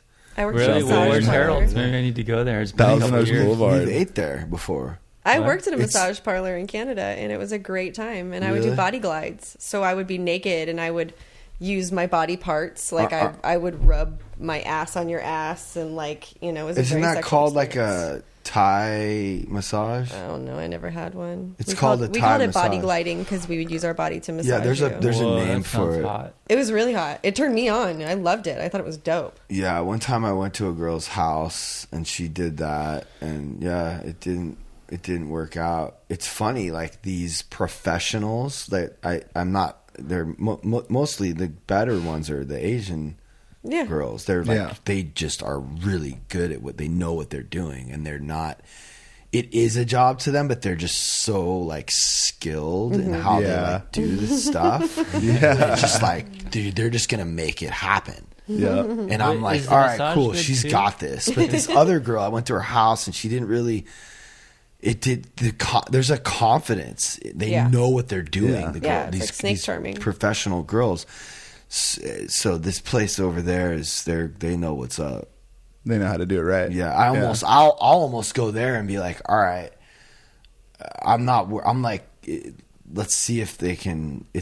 I'm not like as much worried about not being able to finish or whatever Right, as I right. am. I'm almost like cool with them having a challenge or whatever. For sure. But if there's other situations with normal girls where it's like I'm like worried that they're not gonna be able to do it, and then I get insecure, and then now I'm in my head, and it's really not gonna work. And Yeah. But what's could the you cost of it? imagine how many people like out there like know all my deepest, It's awesome. darkest most vulnerable things. It's a beautiful thing, dude. But it's like kind of it's kind of crazy because now they can attack you on Graceland after listening to this. You Yep. know, it's like Well, I don't- weird because you're Yeah. you're giving them all the ammo they need. No, it's dude. You know gnarly. what? The world is going through an adjustment period where people that are so close-minded and insecure and afraid of everything are being forced to look at reality and look in the Maybe. mirror, and it terrifies them, and they'll try well, they're not anything. They think they're like the Crusaders, dude. But a lot of You know? people, no, Gonna tear a lot of anything people down. But everybody should promote people working out their shit, be it through sex, be it through drugs. But whatever, no, hold on, whatever it nobody's is. being forced, right? No, I'm choosing to right. be honest and vulnerable, and if that encourages other people to do it, then great. Right. And I'm here as an example to just say that I've put it all out there, Right. and it hasn't hurt me. Exactly. So, And they have but- the choice to ingest it or not. Here's the challenge, though. people aren't being forced. You just said we're at a place where the world is that people are being forced to look at they're not, and they can, and everyone can. Well, I don't still- think that that's you necessarily. I think that that's from the top down. I think that that's in cinema nowadays. It's an alternative thing where, like, it's not the Wizard of Oz anymore. You know, you're getting chunks of reality. You're seeing a more and more realistic. It's more view of the world. engaging. It's more engaging. You have social media now where, Yeah. like, you're not getting tabloid. But here's the challenge they're up Stories. against. Say Yeah, you're, things say are you're becoming more 45 years old. transparent. You lived Yeah. your whole life a certain way, and now to change, you'd have to give up and be like dying to self. You'd Exactly. be like, I was wrong and I wasted my life being wrong. What do Yeah. you mean? Let's Wrong say about somebody what? does hear this and they're like, okay. They would, but they've been, you know, like these haters. They're like, I'm evil now because I'm with you and all this shit. What if they suddenly started to wake up? That would mean if they're 45 years old, they fucking wasted 45 years in a cage or a box or It's terrifying. But it's all about perspective to me. Like, thank God I'm awake now. yeah. Yeah. You know what I mean? Like, imagine the feeling of still being in that cage till you Well, die. I know from experience because I'm 50, right? I didn't even get happy until I had a kid, which is weird. But, yeah, so. I don't care about them. That's their journey. No, I'm just saying, yeah, that's their journey. But can't imagine what even- I it would can't. have to be. I can't even imagine. To me, I promote hate or like. I'm cool with all of it. I'm all for expression. If you want to fucking load my page with a bunch of fuck you dies, go ahead. Do you have haters? I don't care. Yeah. Why? Because I'm a porn star. People want to save Yeah. my soul all the fucking time. All the time. People want me to stop showing my ass and go get a life. And what is your husband going to think about this? What is your child going to think about this? That's what they said. What is my child going to think about that video I posted of Johnny? I'm like, hope she's smart enough to just see it as entertainment. what video? Him doing the ab-lib rap thing with a 3 foot tall, 10-foot dick, you know, whatever he was saying, and QAnon. It's just And there's really- so much yeah. worse things in the world that like you're really going to So worry much. about for your child's own sanity and safety. That like a comedy skit is not going to be what That's causes what I trauma. said. But they're Right. No, but these people are speaking out of trauma and fear that they're not working out. So any hate that ever comes my direction, I know exactly where it's coming from, and it's not from truth. It's from people who are insecure about their sexuality, who are insecure about the fact that they can't do what I do, or that they're intrigued by it. I mean, how the fuck did you even find my page? Yeah. You know what I mean? Like you're so uncomfortable in your own skin. You're so uncomfortable at what you're looking at, but you can't take your eyes off of it. You don't know what to do. So let me just spit some shit, and Yeah. I'm cool with it. I'm okay with it. Without going too deep into it, like, are we not talking? We're not talking about what was going on. what are you talking No, we about? are. Are we talking about it? What? Like, that stuff's all. I just okay. Talk so about like, anything here. okay, because there was a page that I stumbled on TikTok that's pretty nasty. Was it like a hate? Like is it a hate pat honestly, page? like I got actually upset watching it because I know you as a person. You should and like, write. You should. Oh my God, write do you have, something like, on a it. full hate page? I don't want it. Oh Multiple. my god, Wow. it's the most Why? vile. The only way to describe this person it sounds so 2022. Like, dude, Karen, like this Oh, Karen, Yeah, Yeah, she's like, a full on Karen. full on. Oh, so you have an actual Karen. person that's like campaigning. Yes. She's Slander got campaign. a group. She's got a group rallied around her. She is trying everything to bring him down, and she's even going Yeah. after me now. What is her everybody. stance? What she has an issue with? What? I'm exploiting everyone here. I have a OnlyFans with my wife, which is very like counter what you're supposed to do in the sober. I mean, I'm not. How? As soon as this happened, it was like, whoa, this guy is now in the recovery world, like as a professional. The funny thing Right. is, drug addicts have fucking seen it all, and they've done Right. it all. Like, Done it all. That's my point. But to have a healthy sexual relationship with your wife is not a bad thing. It's something to strive for. I know that. This person will do anything, This person manufacture doesn't get anything. laid. This person at makes all. things up So in that's their where this head. comes from. Like conspiracy Dude. theorists, somebody who watches a video makes this entire fantasy up in their head. But imagine, like, About this is things probably that they who don't she wants know. to be. She probably wants to be this savior. She probably wants this happy sexual relationship with a man. She probably wants all of these things and doesn't believe they're attainable altogether. And you are the embodiment of all the things that. So like I had like so I'm making a reality show, right? So I upload hours of footage, raw footage of just all kinds of raw, unedited shit, right? It was on Vimeo. No one really is like no one's really on my Vimeo page. I have like a couple people that are subscribed, so I just let it be on Vimeo. She found that page and went through all my videos. We're talking hundreds, thousands of hours. But like nobody in the world has as much up there as I had. Right. Like me just fighting with Danielle about like Gus like trying to like sue like the inner workings of us trying to open this sober living, like trauma with my fights with my family and my dad, and so she found all the stuff and Crazy put thing is, little clips of how it many- on TikTok and like Amazing. wrote How much all these time and I effort. was just like yeah, still that's talking. amazing. it's like Sorry. it's like a second job just doing that. I think it's. I mean, it's So she's so dope, but not dope. I mean, it's literally paparazzi. I mean, Yeah. it's insanity, and Yeah, that but person there's it's not a has bad thing. that person. When I saw it, I felt instantly. I was upset because my friend was being attacked, and I happen to know this person, and I happen to know that nothing that's being said on there is actually true. Oh my god, you But- even have a little character. Is that the so character? it was my face before, but this is her new avatar. Oh, dude. she has his avatar as her thing. But this is Yeah. the new one.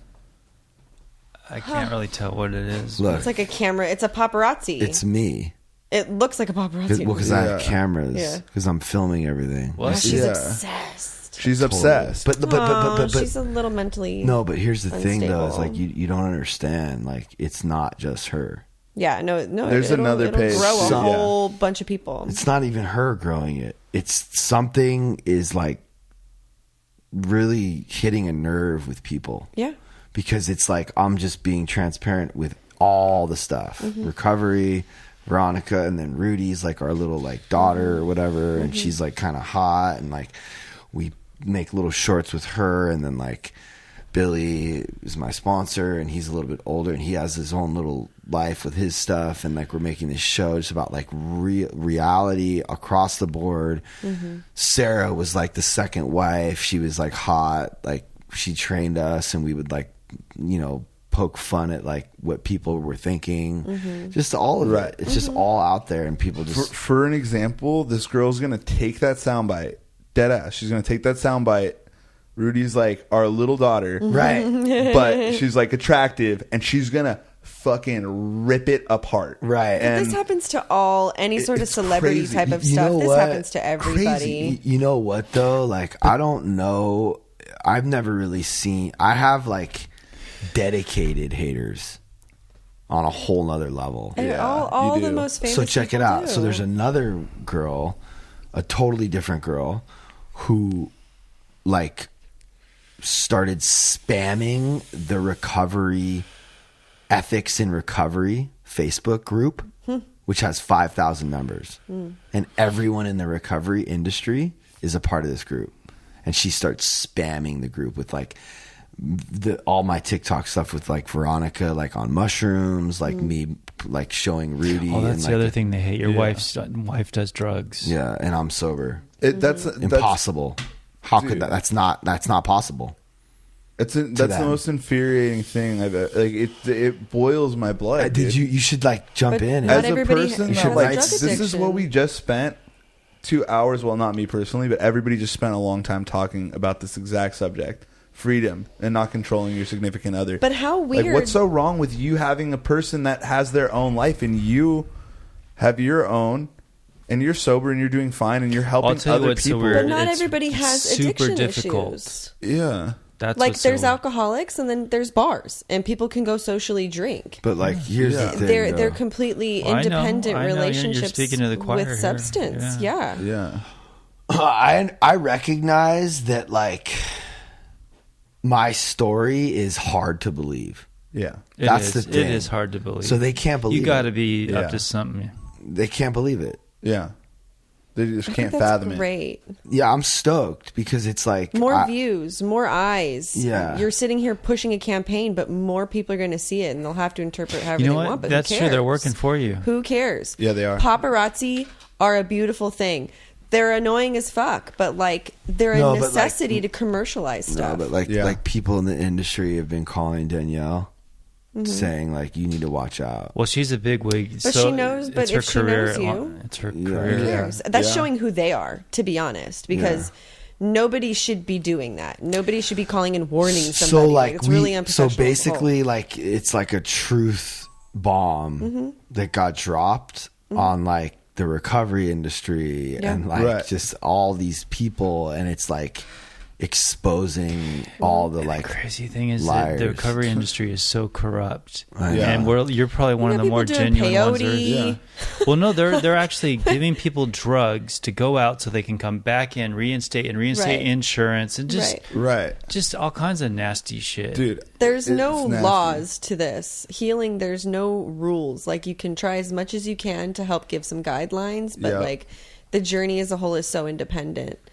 that I mean, good. You have Judge your it. castle, and I'll have my castle, and both ways work. Whatever, do whatever Yeah. you want to do, but like this is my house, and I'm going to so do it my how way. did when Don't did tear you my shit when down. did you stumble across that? On my drive home from Mammoth tonight, You just showed up. you Oh, you posted a just- video a little bit ago with Salty at the house, and I was Oh, yeah, immediately Salty did. curious, and I sent him a message like, "How do I find this individual?" So I went to TikTok and I typed in hashtag Pat Ridge, and bam, I found it. It was like this person posts 1 million fucking videos, so it's like, dude, how do you not find it? Right. And I'm going through there like I'm listening to it as I go through, and I'm trying to kind of like, I'm driving a car, so I'm trying not to like, but she puts all these crazy conspiracy theories.